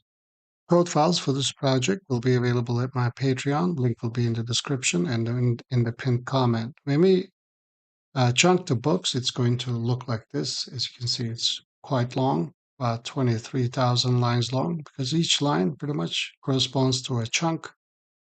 As you can see, they're very long, and there's a 25% overlap. You can adjust all of that, but let's see what this will look like when we are actually running it. So I have two files, one just a query. For example, we can type in a philosophical question, such as how to live the best life, and then it asks us how many results we would like to retrieve. Let's say 10, and this will automatically retrieve the chunks and print them along with their index number and which book it came from. As you can see, it utilizes many books, and it also writes these results to query results.json. As you can see, the book name, so you can actually go over these, maybe find a future book to read, or actually just read the passages that are related to the kind of concepts you would like to explore. Now, the really fun part is actually to actually chat with the library. So when we run this, we are going to at first ask how many results we would like to retrieve. Let's say 20. You can change this. I'm sorry, I actually was still in the querying the library. So now, how many chunks would you like to use for context? Let's just say 20. And now we can ask the same question, such as how to live the best life. Let me zoom in. And it is instructed to give a short answer and not reference any particular person. To live the best life, it should be inspired by love and guided by knowledge. The knowledge required for a good life can be discovered and disseminated through dedicated research. A good life entails a balance of intelligence, education, friends, love, sufficient income, good health. So actually, this is a lot of fun. When we actually retrieve the chunks for this, we also save them to retrieve chunks.json. So these are chunks that were retrieved for this, all the way down to 20, including aesthetics essays of Friedrich Schiller and what have you. There's like 100 of them. We can ask another question. So how best to study and learn? This may not be such a philosophical question, but it would be interesting to get answers based on the top 100 philosophy books of all time. The best way to study and learn is to engage directly with the material through meaningful activities and personal experiences, rather than relying purely on memorization and passive reading. Encouraging activities, participation, experimentation, problem solving. Yeah, so this is pretty cool. Again, we have saved the results to retrieve chunks.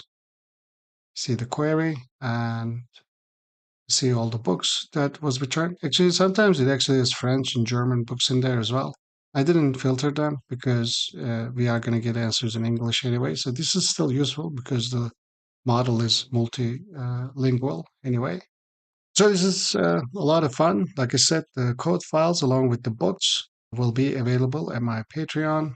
I won't be able to put the Chromadb because it's quite large, about 600 or 700 megabytes due to size limitations.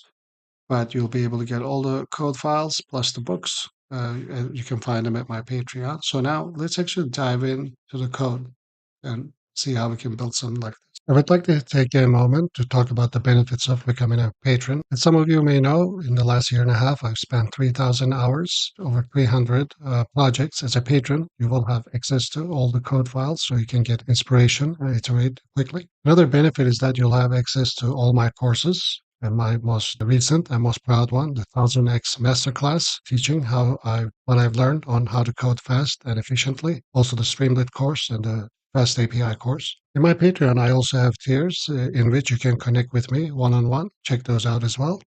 Okay, so the first file is getbooks.py. These are numbered in the order that they should be executed. The base URL is the philosophy category. So you can actually pick a different category or whatnot, but this is actually designed to work with search results. So you would have to just find your page with displaying the results and then copy that and replace the base URL here. Other than that, we're going to take in how many books to download. We are actually looking at the main execution block, and we're going to actually look at the functions that take care of it too. But we take in user input for how many books. We create a books directory if it doesn't exist. Current URL and book downloaded, we initialize to 0. Main loop is while the books downloaded is less than the number of books specified, and as long as we have a current URL, we loop over the book URL title in this function, which is returned from this function. If we reach the limit of number of books, then we break. Other than that, we download the book and get the next page, since change the current URL to it. And actually, we give it a little bit of a sleep. So we don't want to do all of this very quickly. So if you go back to the top of the script, you can see we are importing all our libraries, requests, and beautiful soup for parsing HTML. Function to sanitize and remove invalid characters from the text file, so the titles of the book, so we can actually save them with their nice titles. So that's just to sanitize that. Function to download a book, given its URL and title. It's going to take a URL and title, sanitize its title, check if the file already exists. If so, it's going to skip it. Maybe I should have run this real quick, because since I've already downloaded it, it's going to skip all of them anyway. So you can see how many books, let's just say 10. But as you can see, it's just skipping. And it's just going to skip all of it because they're all downloaded. But otherwise, it would have downloaded them. When the book already exists, we just sleep for a very short time, 1/10 of a second, and we return this as true. Otherwise, we get the response using requests, and then we get it the soup using beautiful soup, and then we look for A tags, find a download link for a plain version. So I do some digging into the HTML with the element marker, whatever, the select an element, in the developer console. And I actually gave screenshots of these, explained that, when we're done with all the books on this page, we want to go to the next page. Otherwise, we want to grab the title and go in there. And when we go in there, for example, there is this plain text UTF. So that's what we're doing here. So that took a little bit of research, but that's what it's doing. And if there is a download link, it constructs the full download URL and then gets the book's contents and then writes it to a file with the sanitized file name.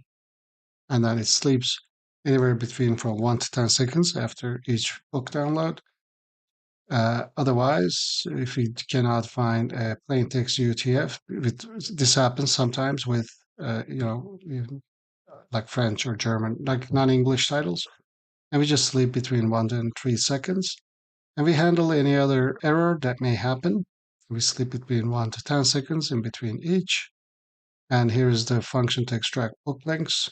You get the web page's content, find all book elements as a list, extract the title and URL for each book. When we get all the lists, and we loop over it, get the title element. If there's a title element, we strip it, create a book URL, and yield that book URL and title. And function to get the URL of the next page. So when we process all the books, then we're going to go and do it for the next page. Again, get a response, get the soup, look for A tags, create a link, handle errors. And that's about it. Of course, you should only do this with, wherever you can actually do this. Gutenberg is kind of like open source for books. And all these books are public domain. So when you run this, you end up with something like this. 100 books, but each one of them has kind of like an intro, and it has this little text that says "Start of the Project Gutenberg." Each and every one of them has this. So the next file, essentially, remove intros from books, just kind of looks for that. See, remove intro. It finds the pattern using regex.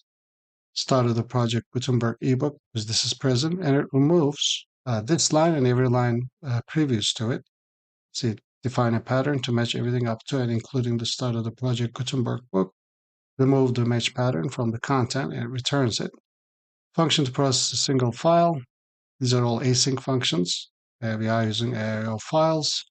I'm not exactly sure why we're using this, but it works. So this is going to async function to read the file's contents. Remove the intro is the process content, and then write it to file. Then this is process books. Is going to take in an input folder, which is books, and an output folder, which is process books. See, as you can see, the intro has been removed in these. We create the output folder. If it doesn't exist, we create a task list for async IO. And for each file name in the input folder, as long as it's a TXT file, get the input path, output path.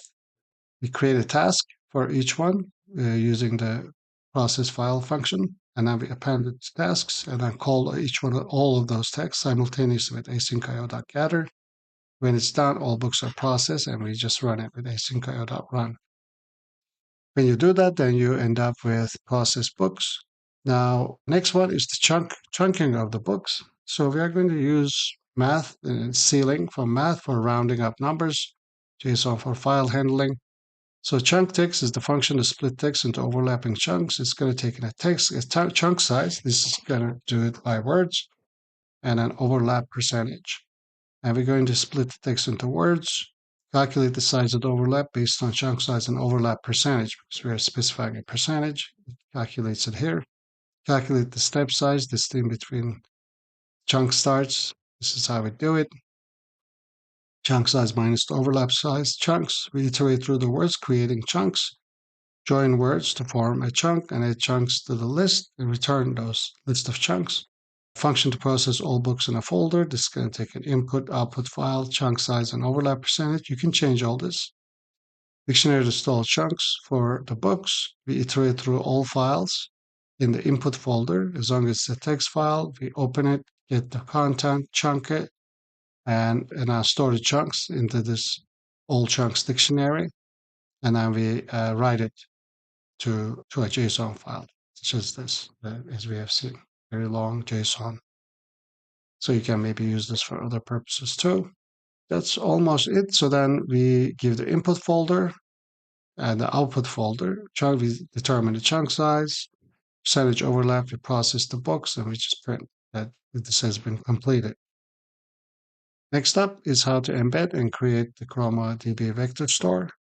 I would like to take a moment to talk about the benefits of becoming a patron. As some of you may know, in the last year and a half, I've spent 3,000 hours, over 300 projects. As a patron, you will have access to all the code files so you can get inspiration and iterat quickly. Another benefit is that you'll have access to all my courses. And my most recent and most proud one, the 1000x Masterclass, teaching what I've learned on how to code fast and efficiently. Also the Streamlit course and the Fast API course. In my Patreon, I also have tiers in which you can connect with me one-on-one. Check those out as well.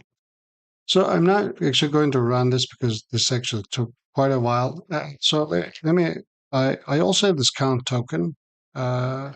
It uses tick token to count all the tokens in each book and all books. And actually we can take a look at it. Token and word counts. See, A Little Philosophy of Life has 9,100 tokens and 6,700 words. This is like the token and word counts for each. Here's a more concise description. The bottom line was that there was 12,752,000 roughly tokens. And I actually calculated this. This cost me about $2. We're using text large 3, I believe, from OpenAI. So this wasn't bad, except it just took a while. I'm not sure why it took so long. I'm not sure if I made a mistake with the async implementation or if the API was bogging down. But This took about 2 hours, but it's not expensive. This is literally 100 books and 17 million tokens. We get the embeddings using Chromadb from OpenAI using text/3, and then create a vector store from that. So we are doing all of our imports in this number 4 embed chromadb.py. We are going to use the embedding functions because we want to specify an embedding function, and we want to use, at least I wanted to use OpenAI text large. Term color for color console outputs, function to load chunks books from JSON file, open and read JSON file asynchronously, again using AIO files, and return it. Function to embed a single chunk into a collection. So this is going to actually use semaphore because we can limit the amount of synchronous connections. I want to use semaphore more, because async can do hundreds of thousands of calls at the same time. So if we say async with semaphore, and as you can see, we are actually defining the async IO semaphore as to do only 30,000 connections. You really should consider semaphore, because sometimes if you make a mistake in your code, you could be making tens of thousands of hundreds of thousands of calls, as I've done one time, and you can get charged quite a lot for that. But anyway, that being said, we are using semaphore, and we are just using ChromaDB's collection add, and it's going to add the chunk. This is going to actually know how to convert it to embeddings and everything. ChromaDB just makes it so convenient. But we are going to be defining the embedding function, as you'll see down here. But the next function is to process all chunks from the book. It's going to get the chunk books, collection, and max books. If you want to test this with a few more books, you can set a max book parameter. We create a semaphore to limit the concurrent operations to 30,000 tasks, and then we iterate over each book. Book title and chunks, and enumerate chunk books.items. Literally this JSON object right here. And then if max books is reached, then we break. So this will only work on the books, as many max books as you have specified. Other than that, we enumerate over the chunks and create an async IO create task, calling the embed function with the collection book title, J chunk, and semaphore, all of which we have extracted right in this moment. We append all those tasks. Here we get the length of tasks, and now we just print it as information and wait for all tasks to complete by calling async IO.gather. And the main function to orchestrate the embedding process is to load the chunks first, then initialize ChromaDB with persistence to add this directory right here. So we can load it and then create an OpenAI embedding function. That's why we imported the embedding function, so that we can input our API key and then specify the model name, text embedding 3 large. You can use anything you like. Another kind of interesting point here is that when you're getting or creating a collection, you only have to do this, I believe, when you're creating a collection. You can specify the distance calculation, like cosine similarity. I wanted to use cosine similarity, but I think they use something like TF or something by default. I don't know which one is best. I just always heard cosine is a good way to go. So this just was this is in documentation. And we are passing the embedding function and naming this as the book collection, embedding function being text embedding. Then we pretty much process all embed chunks with the process chunks function, calculate and print the total number of embedded chunks, which is in a less comprehension way. Sum it up and print it, and I run it with asyncio.run main. So and then once it is done, you have your vector store which you can use. And in the fifth and sixth, we actually connect to this persistent ChromaDB, which you only have to create once. And this one only queries it. And 6.1 creates a chat with it. So let's review the code for those now. So there's going to be some similarities between 5 and 6 because we're going to connect to the ChromaDB vector store the same way. Here we are getting an embedding function again because we still have to embed the query, right? And term color. Function to query the collection. Query collection is going to get a query and it's going to get some end results here, default 5, but actually we are specifying. I need it down more later in the code. We say the client is going to be Chroma persistent client. This is the path to it. right here, chroma_db. Again, we're defining an embedding function exactly as before. Get the collection with cosine similarity. Actually, this doesn't take that meta argument that we looked at for cosine because it's already built into it. So that's it. You just get collection, book collection, and embedding function. That's for queries. Query the collection is just so easy. Just you say collection.query, query texts and end results, and this will return the results. Function to save the query results to JSON. We create a JSON object for query and results list, iterate through the results, and then save them as like result number, book title, because we are adding the metadata to the Chromadb, chunk index, and then the content. Yeah, right here, I just went back to the fourth file. I don't know if I accidentally skipped over it, but collection.add, we add the documents, it's one by one, right? And but also the metadata as book title and chunk index. You can add any metadata you like, and plus IDs. We just add the book title plus the chunk number as the ID. Just wanted to clarify that. So we do have these metadata, which we are creating into the JSON object, and now we just save it. Right? This is what creates the query results, as you see right here. Walter's Philosophical Dictionary, chunk number 133 is this one, for example, related to the query. This is an accident, of course, but you can find the query later. I accidentally ran this while the query library script was running. Main function to run the query. Welcome to book query system. You can ask questions about the books in the collection. Within a while loop, it asks, well, enter your query, check if user wants to quit, and then asks how many results you would like. Then we query it, and then we print the results along with the book name, chunk index, and content, but we also save the results each time into this query JSON. So the next one is going to be very similar, right? We are query collection. Again, we are importing the embedding function from chromadb.utils. We define the client, given it the path, and then define our embedding function along with our API key. It's being detected from environment variables, system environment variables. Get the collection from the database. Again, the same as before. This is same. Save chunks to JSON is pretty much same. Query and chunks. We again iterate through and put them in, such as like this, and I save them. So function to generate response, which is going to take in a client, query, and context. So here's the system message. Very helpful assistant. Answer the query based on the provided context in 100 words or less. Feel free to change this. Unless user asks for more detail, do not refer to any author, but just combine the best pieces of the provided content to answer the query. Only answer based on the provided context. Now, as a user message, you pass the context plus the query. You can definitely improve this. Then we call chat.completions to GPT-4o. You can also use mini, right? Cheaper. We are doing streaming, so we make sure chunk.choice's first element delta.content exists, and we just print it. That's all we care about using the term color library. So here we say welcome to the book query system in the main function, initialize the OpenAI client. Then how many chunks? We only ask this one time. We don't keep asking it in the chat loop. So this is where you enter 5, 10, 20, 50, however many chunks you like.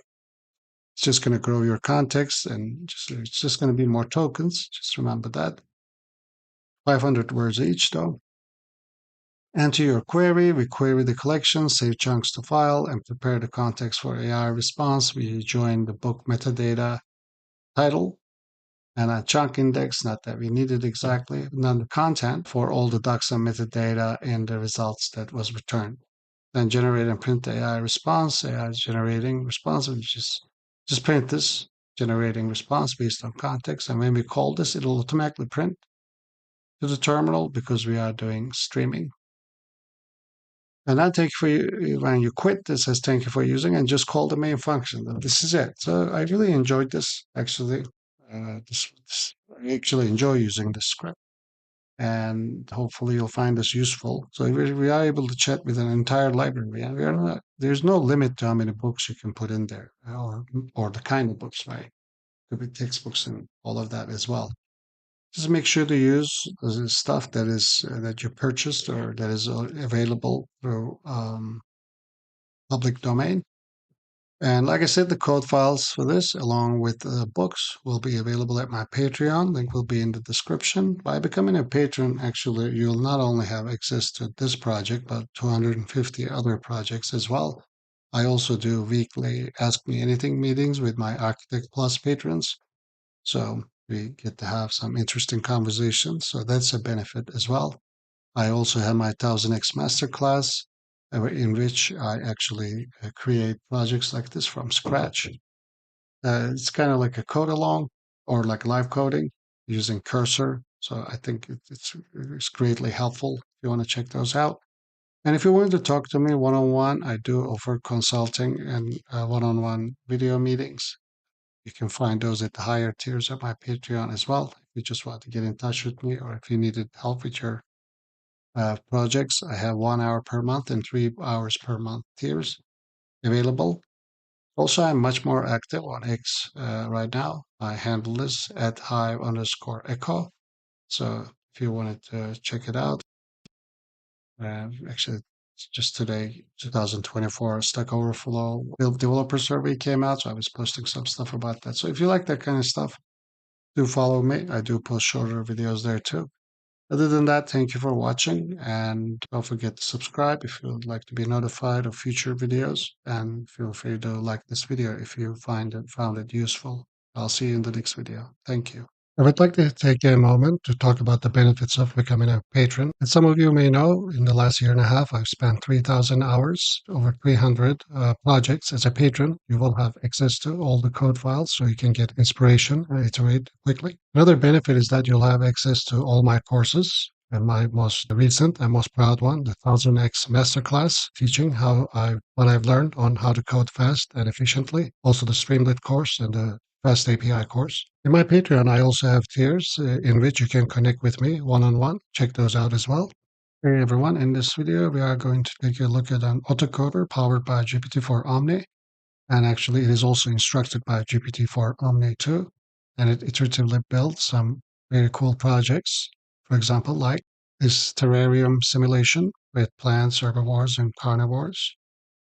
A side-scrolling game which gives you upgrades as you actually progress through the game. Now we can shoot out projectiles, and it is a level structure. This is pretty complex. 500 lines of code generated over 20 iterations. This diagramming app that we can use, it has many features that actually work, including fill shape, all automatically generated for us. Almost all the features here work. Again, very complex, 500 lines of code generated over 20 iterations using this autocoder. Also some nice canvas animations with pause and resume. More canvas animations, such as this one, or like this one, where we can actually interact with the simulation. Pretty cool. And of course, tower defense game. As you can see, towers are shooting projectiles and we have a health bar. If these enemies make it all the way to here, actually our health decreases and we can lose the game. Another version of the tower defense game. And yet another one as these enemies are moving randomly. So it's very creative. You can come up with quite a lot of different styles and gameplays.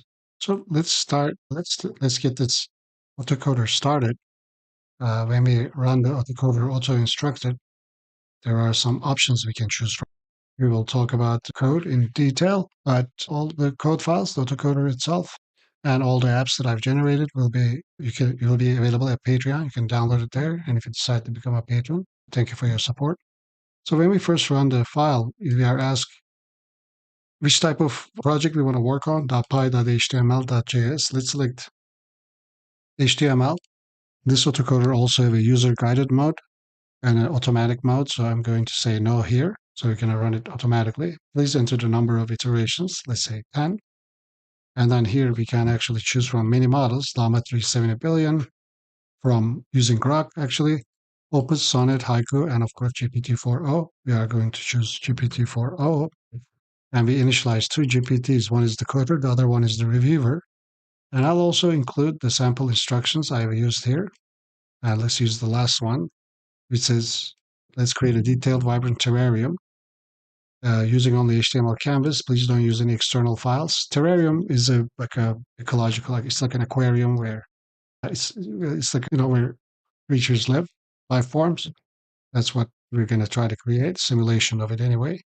So as soon as we run, the GPT-4o is going to write the code, and then it's going to go through this review process. It's going to review itself, and then it's going to keep on generating. So while this is doing, let's review some of the stuff, and it's all the files that I generated is going to be saved here. As you can see, working file GPT-4o.html is saved. Since we are iterating over, we're going to get enumerated files. This is the first file we got, 158 lines of code. Let's quickly run it. I would like to take a moment to talk about the benefits of becoming a patron. As some of you may know, in the last year and a half, I've spent 3,000 hours, over 300 projects. As a patron, you will have access to all the code files so you can get inspiration and iterate quickly. Another benefit is that you'll have access to all my courses, and my most recent and most proud one, the 1000x Masterclass, teaching what I've learned on how to code fast and efficiently. Also the Streamlit course and the Fast API course. In my Patreon, I also have tiers in which you can connect with me one-on-one. Check those out as well. And while this is ongoing, we'll talk about some of the older projects. So this is what it created. So it's doing it different than previously. Look, it's just a new creatures are being born, I suppose. Let's see where this goes. When you give it a moment, it's going to improve it and add more complexity to it. For example, this was 100, it already added 4 more lines of code. But if you look at some of the older projects, like such as this canvas animation, the first one was 94 lines of code, and the final version was 220 lines of code. And this one actually went from 128 lines of code to 400 lines of code through this iteration process, and similarly with the tower defense games. And like I said, it is a user-guided mode. If you select that, at each you get to enter your original instructions in the terminal, and at the end of every turn, it'll check this additional instructions.txt file, so you can enter your instructions here. If you didn't want to enter instructions, you can skip it, because we are instantiating 2 GPT-4s. One of them is going to instruct the other one anyway. It's going to suggest improvements. But if you wanted to suggest particular improvements at every turn, you can actually enter elaborate instructions and code examples here, and then it'll pick up from there. When you enter instructions here, actually GPT-4 will read it, and actually will create a whole new review instructions for the coder GPT.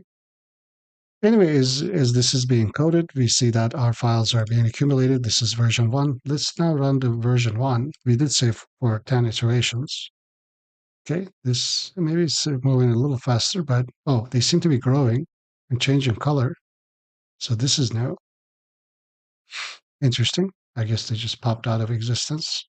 And now this is the second iteration. Now this one is 200 lines of code.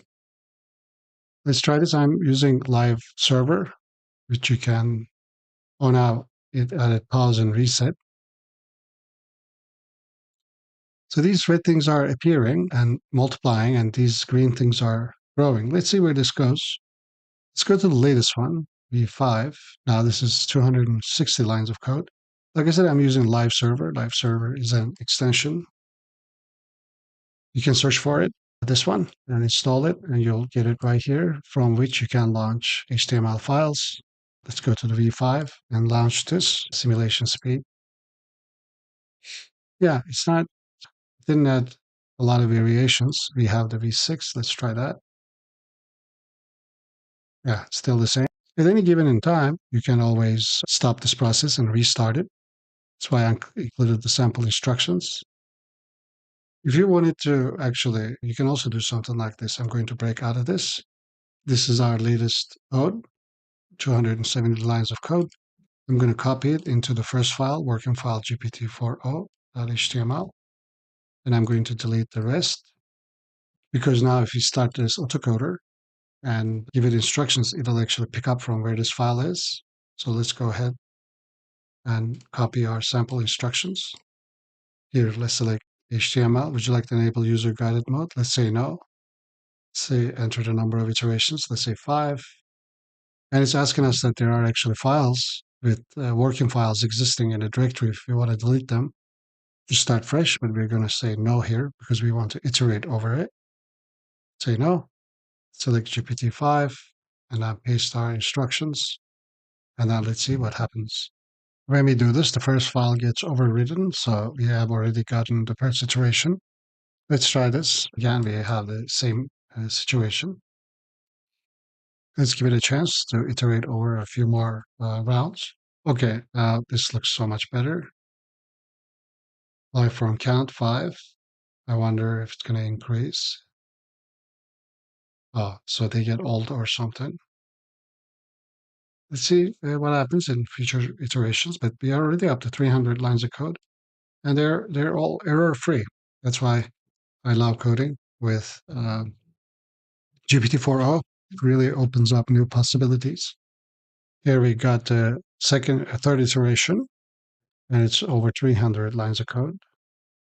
I believe these original creatures are trying to reach these other creatures, but they get too old too quickly or something like that, and they die. Okay, the next iteration has actually more creatures. That's accelerated. I guess they need to move a little faster. I'm curious if they could find their food quicker. We can always try to modify it using cursor, of course. Here we see that speed is 5 in the code. Let's turn it into actually 20. I'm not sure if this is the simulation speed or not. Let's try anyway. Oh, yeah. Now there's still, so the simulation is running just faster. I think. Okay, if they don't find food, then they turn red. But when they eat food, then they go back to green. I guess they need to be in that color. Survive. It's like an indication. Oh, I changed the speed to 100. That is for the life forms. Yeah, they seem to turn back to green sometimes. I am out running the last version it has generated. As you can see, if they can find the food, they remain green. Otherwise, they turn red and then unfortunately pass away. See, this one just found food. That's why it's green. You may get this one too. Yeah, this is going to be the last one surviving. They could be moving better. Anyway, so this is how it works in a nutshell. It was able to generate 300 lines of code, no problem, but we've seen it can generate up to 500 as well. Let's take a look at the code. So this code uses the Grok Unified, Claude Unified, and OpenAI Unified classes that I've created. Simplify our lives. These are just classes that manage their message history, also make calls for Grok, Claude, and OpenAI. So they will detect your API key directly from your environment variables, but you can enter it here as well for each class or whichever one you're planning to use. So we import all of these into autocoder, auto-instructed, and we import them, as you can see. And we ask what kind of project the user wants to work on, because we are going to dynamically create the file name, save it right here. We take the input of the user. Then we get a file extension, and our working file name is working file. We dynamically create the file name. And then we ask if the user wants to do a user-guided mode, yes, no. And if it's not user-guided mode, then we set n iterations, because if it's user-guided mode, then it is in an infinite loop. But if it's not, then we set n iterations that determines how many improvements you expect autocoder to return. If we are using a user-guided mode, we create an additional instructions.txt file, which we will use to insert additional manual instructions in between turns. And then we check if there are any files that contain working file in the main directory. So then we ask the user if they want to delete it or not, because if it's not deleted, then project will continue from working file.py, such as here. The original file that is, it still is going to have the model name in it, but the first file generated. So you can actually at any point copy paste any code in here and continue from that. Anyway, and then we print the model choices, and we create the working file names based on the models. If it's Llama 3, then we instantiate Grok Chat. And we add a system message or my helpful coding assistant, please generate code based on the project description. And we are expecting it to return the code like this within the triple backticks Python and triple backticks.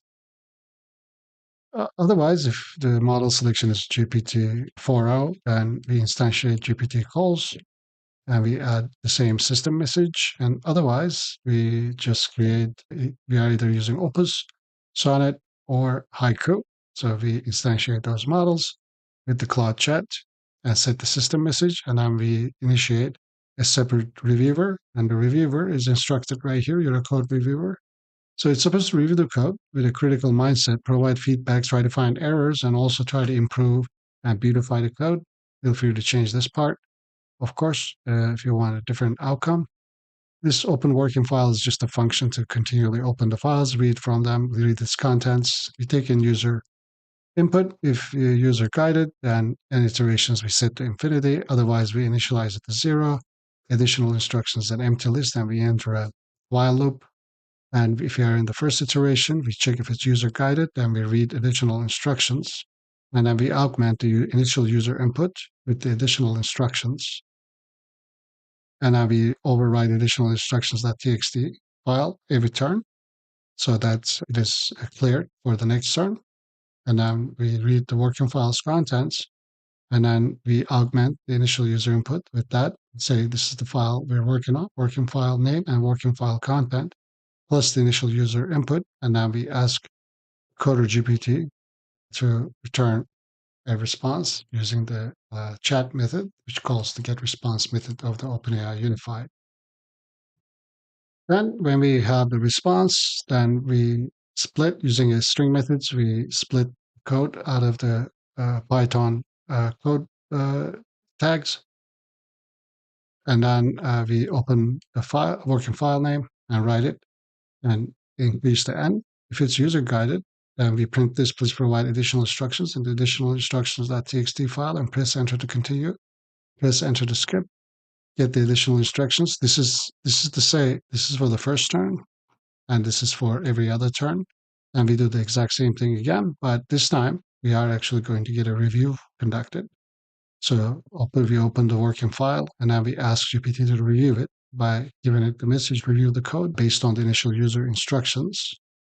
And after that, we give that back to the coder GPT, coder agent, that we are working on this. And then this is the GPT-4 response that we've gotten. There's a typo here, but no worries. But based on the initial user input, then we get that code again and write it to file. Of course, we enumerate the files so that it is written nicely. So this is about it. It works well. I hope, like I said, the project files will be available at my Patreon, along with all the projects that we have looked at. I hope you enjoyed this, and see you in the next one. This was the end of our video, but I'd like to talk quickly about my Streamer version 3 project. Streamer version 3 is a PyQt-powered PyInstaller packaged Python project that I came up with. It uses your OpenAI API key to create course websites such as this one in real time. This is also deployed at Railway and including with audio. The elif clause. In Python, So you have quite a lot of choices, such as 6 different voice choices and over 50 languages that you can choose from. You can choose light or dark theme. When you go here to generate courses, you just enter a course that you would like to generate. For example, we just said permaculture basics, and I can pick how many chapters I'd like to generate, and I'm just going to go ahead and generate it real quick. This shouldn't take too long. Our curriculum was created successfully. I can go into view course outline and search for that, permaculture. And as I can see, ethics and principles, design methods and tools, and practical applications.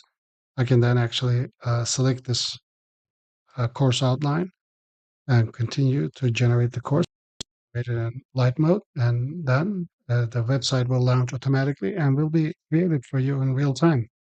And you can record it as I'm doing right now, or actually live stream it. It's really up to you. And once it begins, we'll be able to Ethics of pause or care stop for the streaming. earth. Permaculture revolves around 3 core ethics, one of which is the care for the earth. This ethic I'm going to go ahead and pause it. If I were to let this run, then this entire course will be generated live and I can listen to it live. I'm going to go ahead and stop. And if I were to let this course be generated, then it'll be under my view and launch generated courses. For example, I just created a course called Financial Basics for. Let's go ahead and launch. It's like this. I can actually switch to light mode as well, I believe. I'm sorry, dark mode. And then I can revisit this course. Both I can zoom in, both is in text, and The importance of emergency funds. yeah, it has 3 chapters, which I can easily use.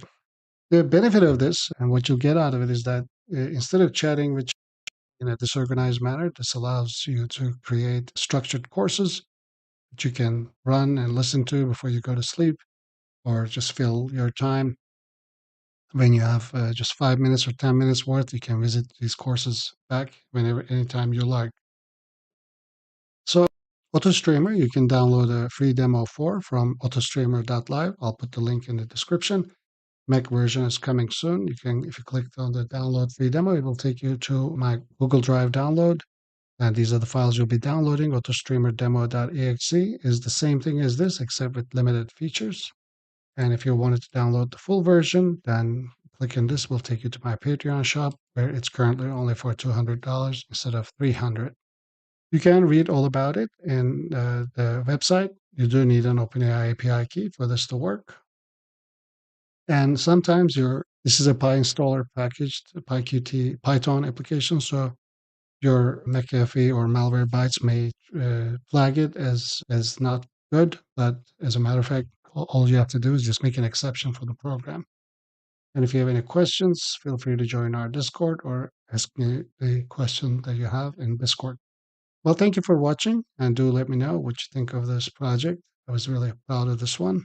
And like I said, the code files will be available at Patreon. And I also have special tiers for one-on-one meetings with me, if that's something you're interested in. And thank you for watching, and I'll see you in the next video.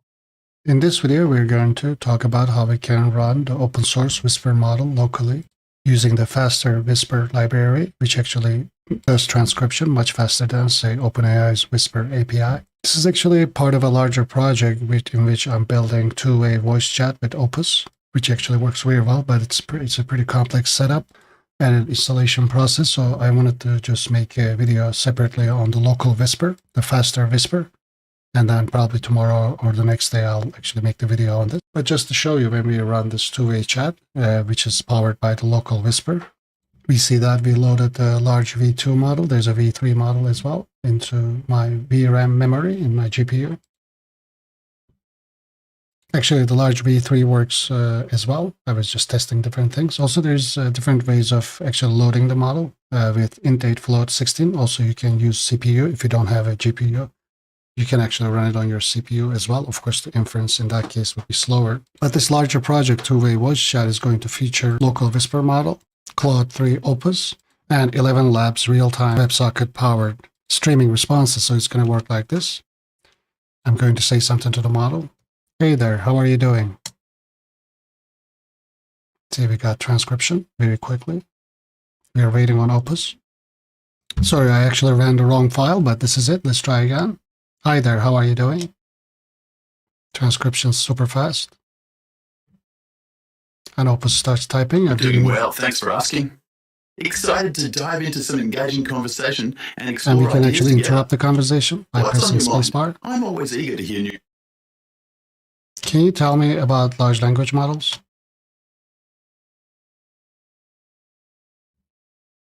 Language models are fascinating I'm going to computational interrupt it systems again. that can process, generate, and understand human language. As you can see, the audio starts immediately before the streaming from Opus is completed. So this is what I was trying to accomplish as fast as possible. So this works really well. Of course, it does have a few hiccups, but so this is a complex project. I just wanted to showcase it to you. But underlying one of the powering models, running locally, is the faster Whisper model. So I'm going to talk about that and how you can install it, because the installation process do require a few tricks as well. Code files for this project will be available at my Patreon at the connoisseur level. Also, I have two openings for the AI Virtuos 3 level. This comes in one-on-one meetings every month for 1 hour. If that is something you were interested in, if you want to get in touch with me one-on-one or need help with your project, maybe you can consider this. Also, I have lowered the Devon-like Opus Auto Coder code down to connoisseur level as well, if that is something you would like to check out. This one uses Opus as an autocoder, but it actually also executes code using both Docker and local mode. You can watch that video at my YouTube channel. So I have set this code up so that you actually start recording your voice by holding the spacebar down. And when you're done, you just lift it up and all of the transcript happens for you. And then we just print it. Once you have the full transcription with the transcribe audio method, you can actually do whatever you like. So let's run and test this. Actually, we are using the V3 model, I believe, currently. I hope sometimes it has difficulty loading up into the VRAM, especially if I exited out of the program and got back in because some residual memory still remains. Let's see. Okay, well, we were able to load it. So now we can just talk. Maybe perhaps I'm just going to press the spacebar and say, I'm testing this for my YouTube viewers. Let's see how this goes. I stop. It detects the English, and I'm testing this for my YouTube viewers. Let's see how this goes. It actually detects the language automatically. For example, I can say, Je comprends un peu français. And it detected as French, for example. Let's try German. Wie geht es Ihnen? Okay, I believe that means how are you? So it's pretty good. It's very fast. That's the beauty of it. This normally would take a few seconds with OpenAI's Whisper API, especially with the internet speed. You can actually also run it locally with CPU. I actually never tried that. Let's actually go ahead and try it. I'm curious to see what will happen. Okay, we were able to load the model, but I believe we loaded into memory, actually, and the CPU actually fired up. That's why I wasn't able to unpause to record my audio, but the GPU memory is empty. So let's go ahead and transcribe something. Hi there, how are you doing? 1, 2, 3. So the recording is stopped. And as you can see, this is a bit slower, and our CPU is gearing up. This is a bit of an older laptop. Yeah, so it's not very fast in this case. Yeah, okay.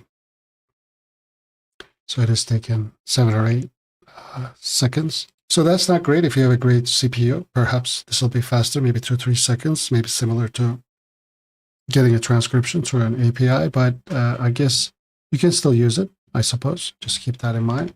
So we just tested it with that. You can also run it as int8 float 16. So let's talk about the code, and then we'll talk about how to install it.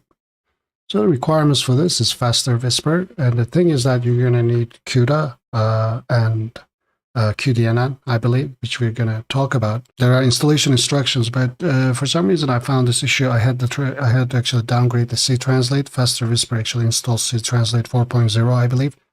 So I had to downgrade to be able to use the QDNN the right way. And then we need Pi input to input keystrokes, in this case the spacebar, to start recording, and sound device to capture the audio. And then we pretty much define a Whisper transcriber class. You can decide on the model size. There's V3 and V2. Here's a sample rate to record audio. And then these are the attributes. You can initialize the model, like I said, with float 16, int8 float 16, or CPU, just int8. We declare a global attribute, right, for this class, is recording false. Then we have an onPress. Then when we onPress, if we are not recording, then we set is recording to true. We print recording started. And when we release the keyboard, if we are recording, then we set is recording to false and recording stopped. Then recording audio requires NumPy to be initialized. I guess I should put it in the requirements. We do initialize an empty NumPy array, and then we frames per buffer. I believe you can play around with this, but I'm not an expert in audio, so I'm not sure, but this works in our case.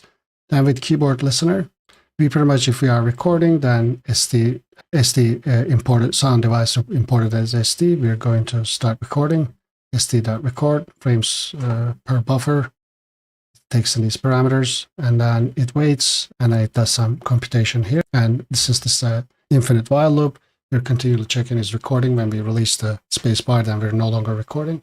We break out of this, and then we join, I believe, the entire recorded bits, and then we return the recording. And then we have a we save this to a temporary file, and then we use transcribe audio, which is going to use that temporary file and use the model.transcribe file path. I'm not sure what this beam size is, but default was set to 5.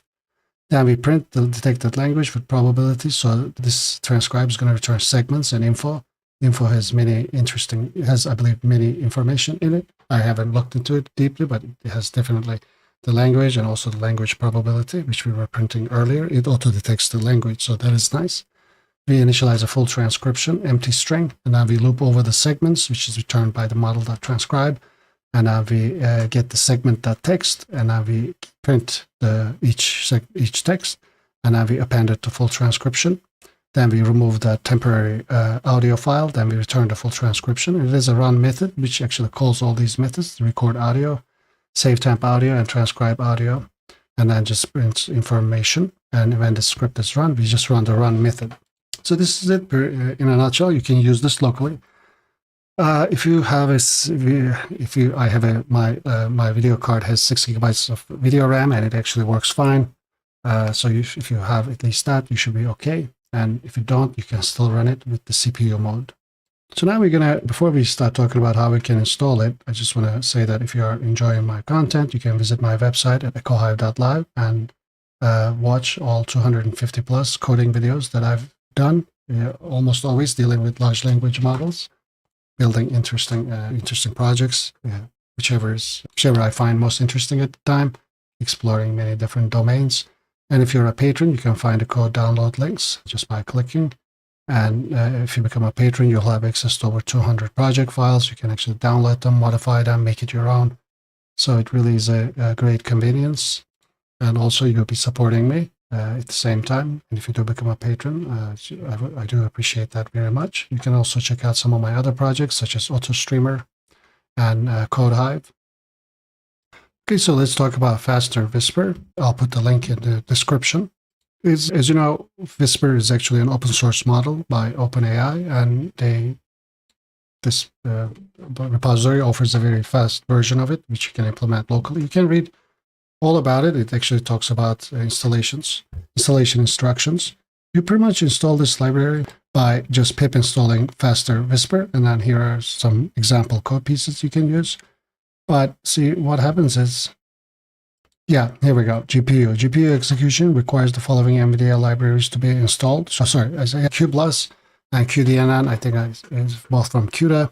And you can go and follow the official installation instructions, but I am on Windows, and I think the proper installation for QBLUS was not available at the time. But there's this other installation instructions, and what I did was, so here it says download the libraries for Perfuse. So here is installation instructions for using Docker for Linux, for example. So just read through this. You can install it like this, or it says Perfuse Whisper Standalone Win, which is actually another interesting library which you want to check out. It's a standalone executable, but this is the single archive is what I clicked on. And right here, you can actually find downloads for Linux and Windows. I believe I downloaded this one, I believe. So once you download it and unzip it, you're going to see this type of DLL files. And you just have to point your system's path variable to wherever these are, or you can actually go to Windows and put it under System32 folder. I actually put them down here somewhere, so it's there here somewhere. The reason is because System32 folder is automatically in the path. If not, you would have to go to your environment variables and click on this environment variable, and it's going to open to a window. I don't want to open it since it has my API keys, but at the bottom portion, there's a path. And you just have to add to that path the folder which contains these files that we were talking about, these DLL files, and then you will be good to go. And another thing is that when you pip install the Faster Whisper, you will most likely going to have to downgrade the CTranslate 3.24.0. So what might happen is that if you install Faster Whisper and then try to install this, usually speaking, it may say that the requirement is already satisfied and not installed. So you may have to do pip install and the name of the library, like the version, along with the version number, and then -- upgrade, I believe. So this will force it to actually downgrade it to the version number that is necessary. And I found this at their issue right here, and I put the link here if you wanted to go there and check it out. This is where I actually realized CTranslate 4.0 might not work with you, so therefore C Translate 3.24.0 works best. Also, the link to this QBLAS and QDNN is here as well, the download link. So this is it. If you can get this working, you'll have super fast local transcription. You can use this to control all sorts of stuff, build new cool user experiences, such as I'm trying to do with this two-way chat. So this is about it. I hope you enjoyed this. I'll be making the video on this two-way voice chat, which works really well. It's an exciting implementation, hopefully very soon. Thank you for watching, and I'll see you in the next video.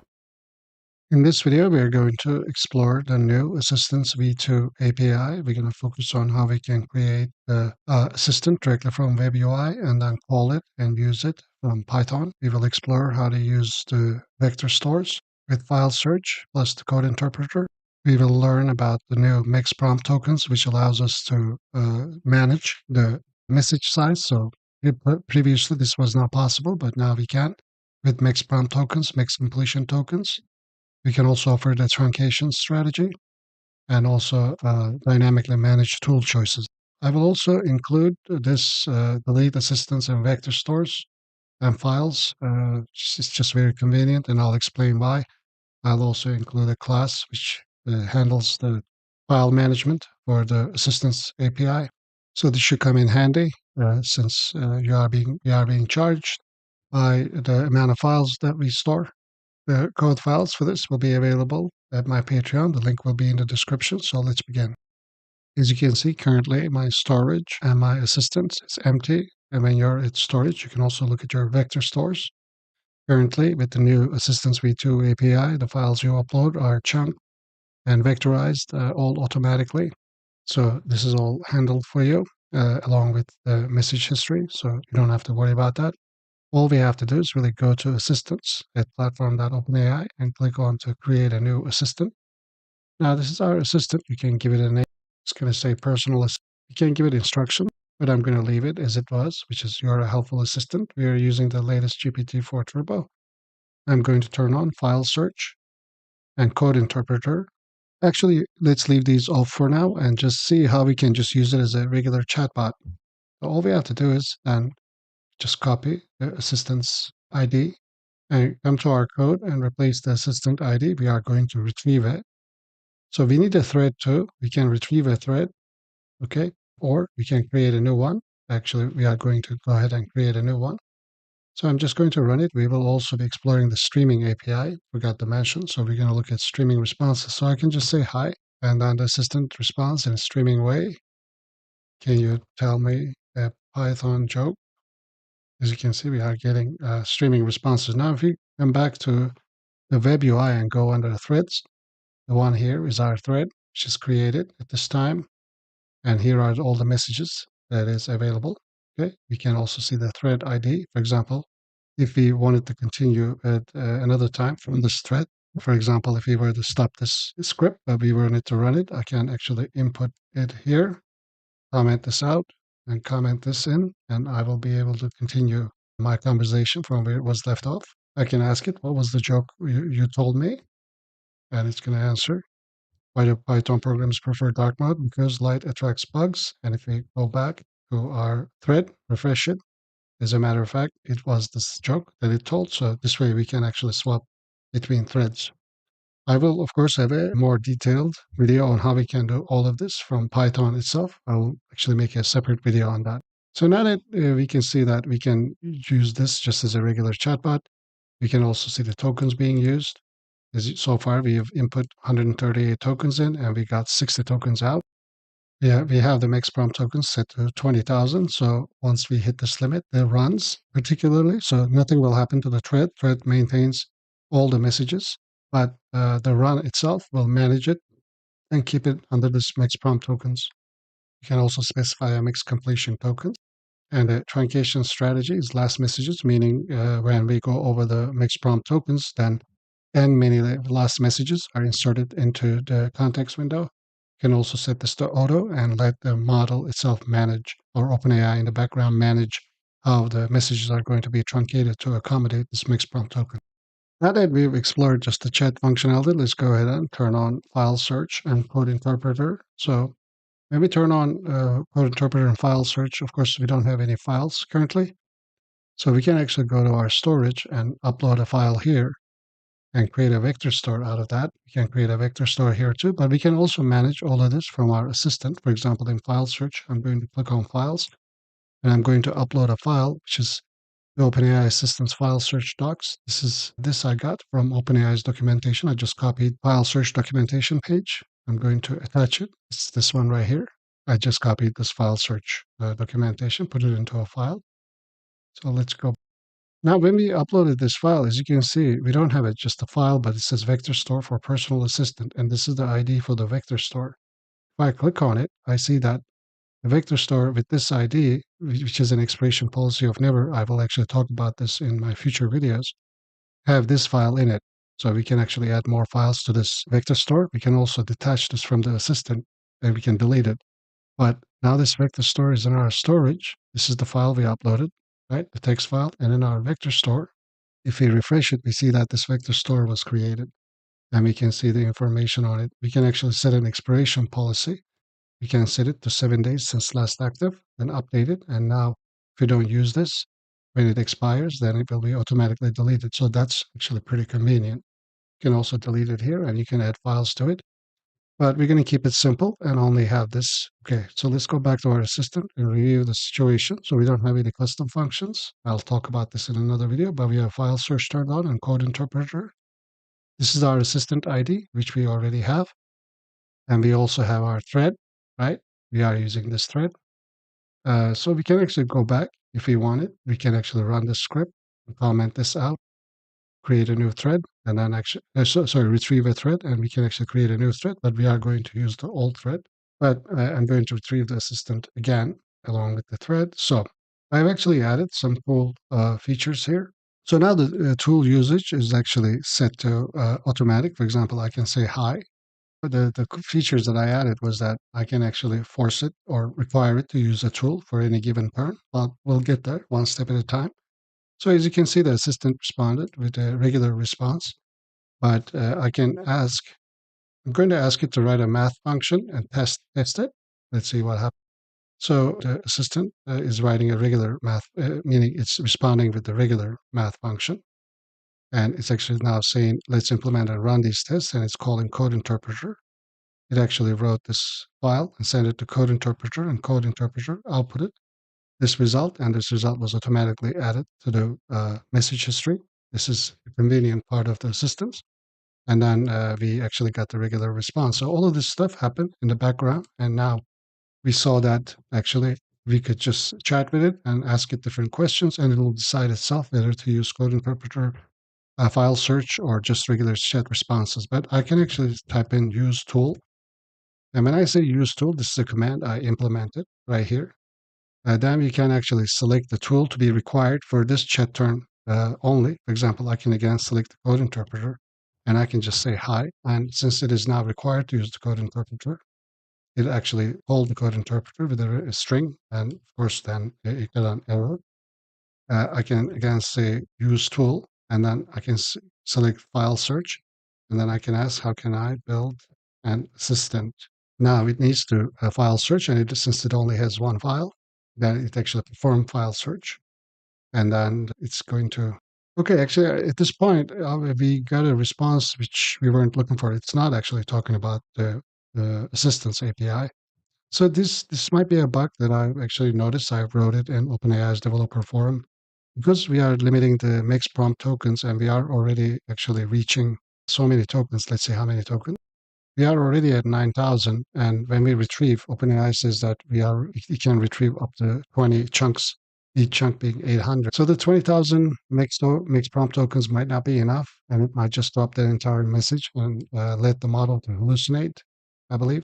So this is an issue that just happens like this. One way I can show you that the best way done is not to set max prompt tokens, I believe, but I think OpenAI should fix this sometime soon. When I run it again, well, actually, I need to run, instead of retrieving the thread, if we were to create a new thread and run this again, so then we create a fresh new thread, which doesn't have many tokens, I can actually now say use tool. We are still retrieving the same assistant, so nothing has changed as far as the assistant is concerned. Our vector store is the same, again, with the same file. So now I'm going to ask the same question again. How can I build an assistant? Oh, first I need to select the tool. Actually, made a mistake. I apologize. I'm going to say use tool, and I'm going to select file search. And then I'm going to ask, how can I build an assistant? Now it should actually perform file search and respond properly. As you can see, it's important in OpenAI, and it's using client.beta assistance.create.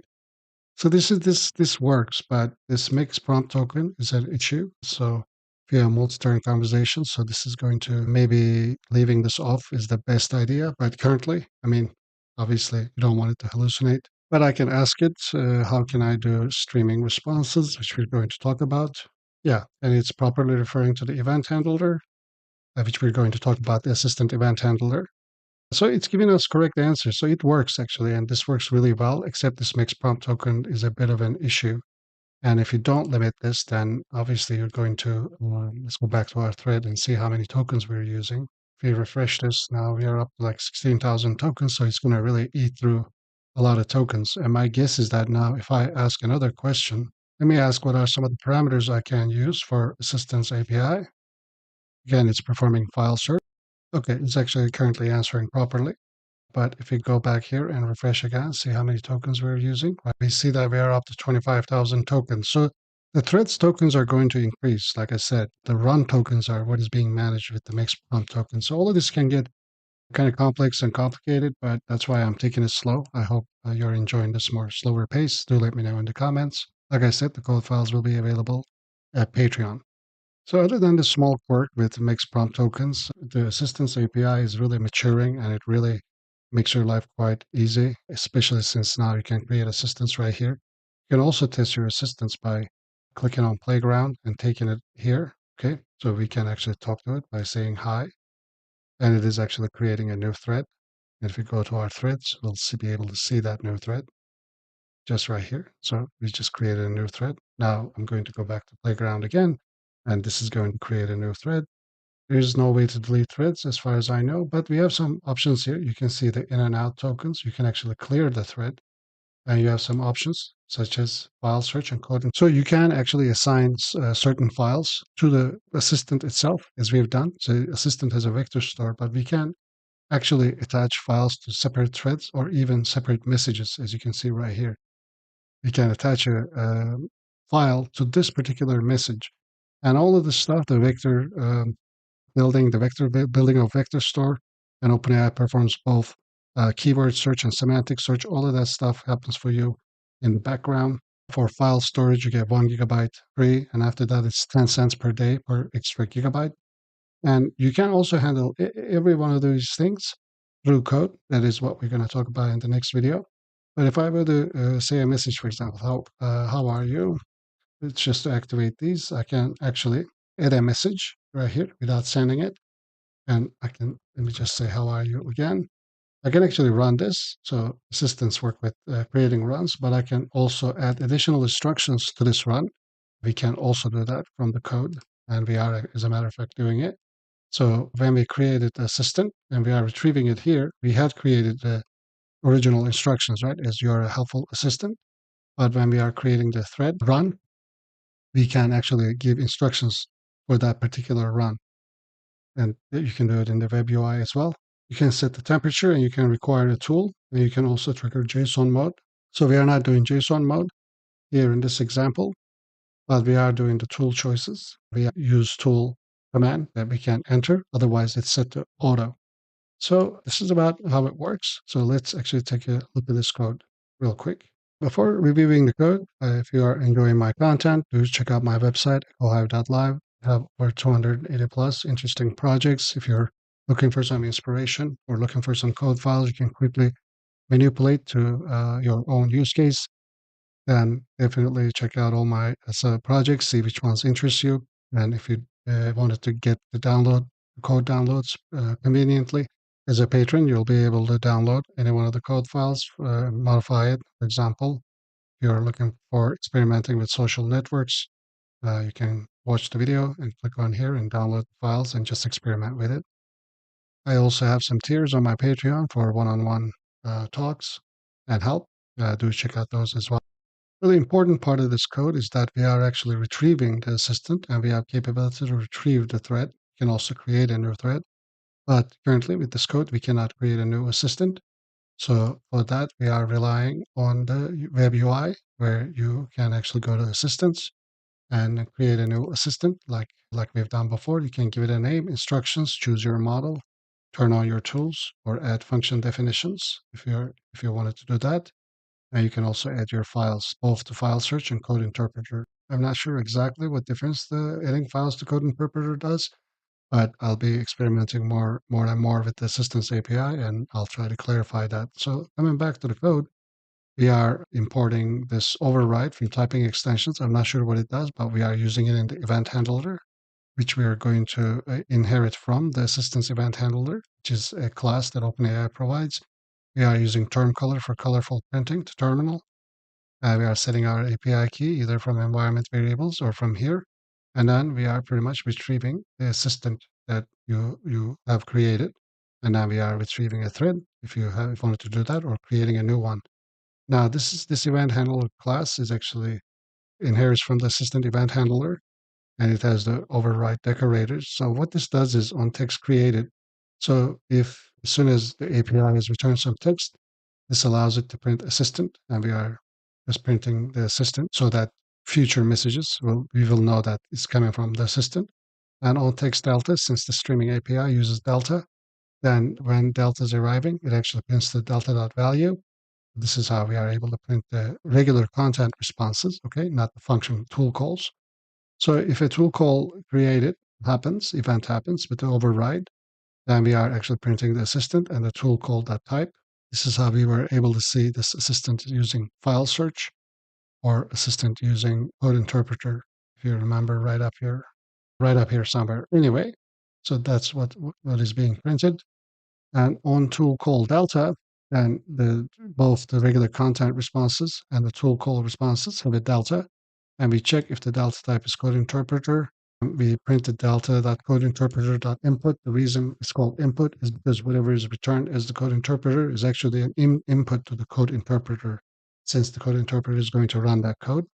And when the delta contains the code interpreters.outputs, then we print the output, and then we print actually the output.logs, as you saw in red. Okay, and on message done, when the entire message was completed, then we get the entire message content, get the entire annotations. This is necessary for file retrieval. And if any annotations or citations were returned, we process them and we print them in the end. So this doesn't actually happen all the time, but when it happens, you'll be able to see it under the response. Oh, actually, it does happen, as you can see right here. This is the citation. It says that this response actually referred to the OpenAI assistance file research.docs.txt. Maybe I'll print a new line so that next time this will be under it. We can see it easier.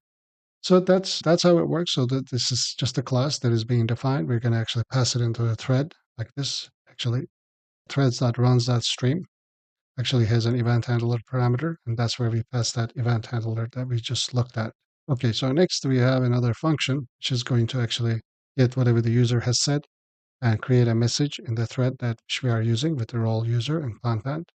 You can actually add files and stuff right at this moment, but we are not doing that. Just as I mentioned, when we are in the playground, remember we said we can add files directly to the messages. You can actually do that here too. So there's quite a lot of flexibility.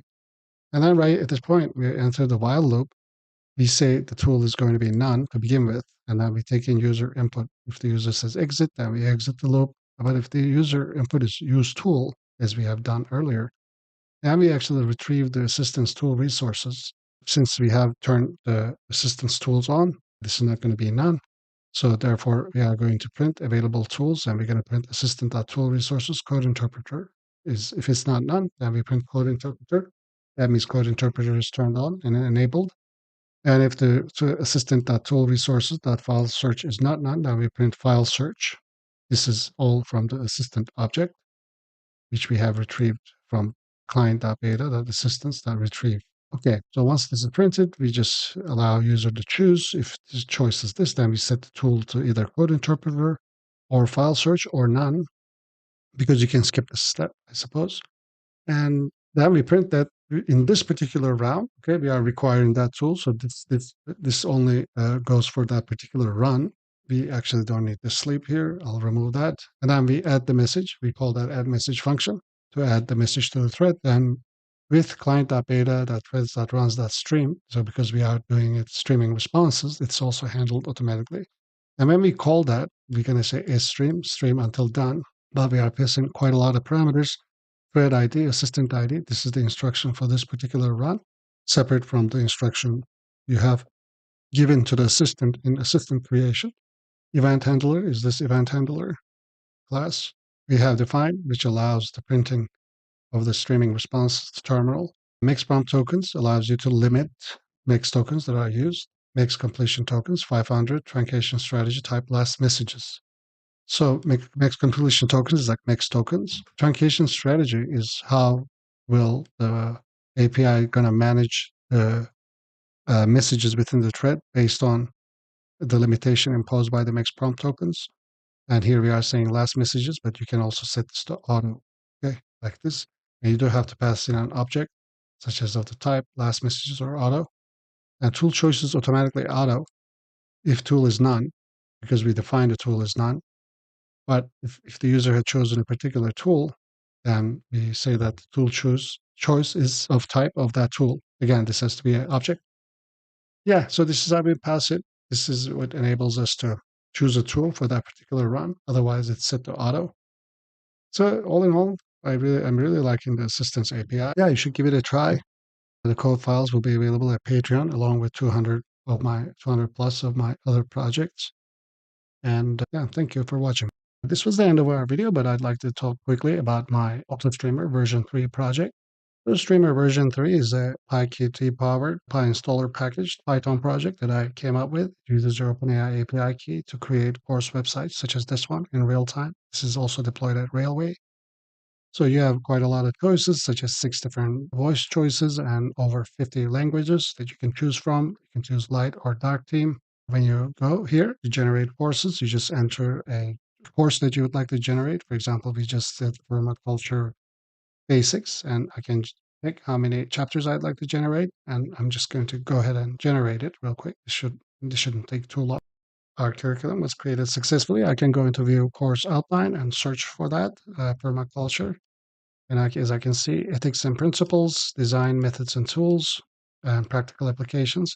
I can then actually select this course outline and continue to generate the course created in light mode. And then the website will launch automatically and will be created for you in real time.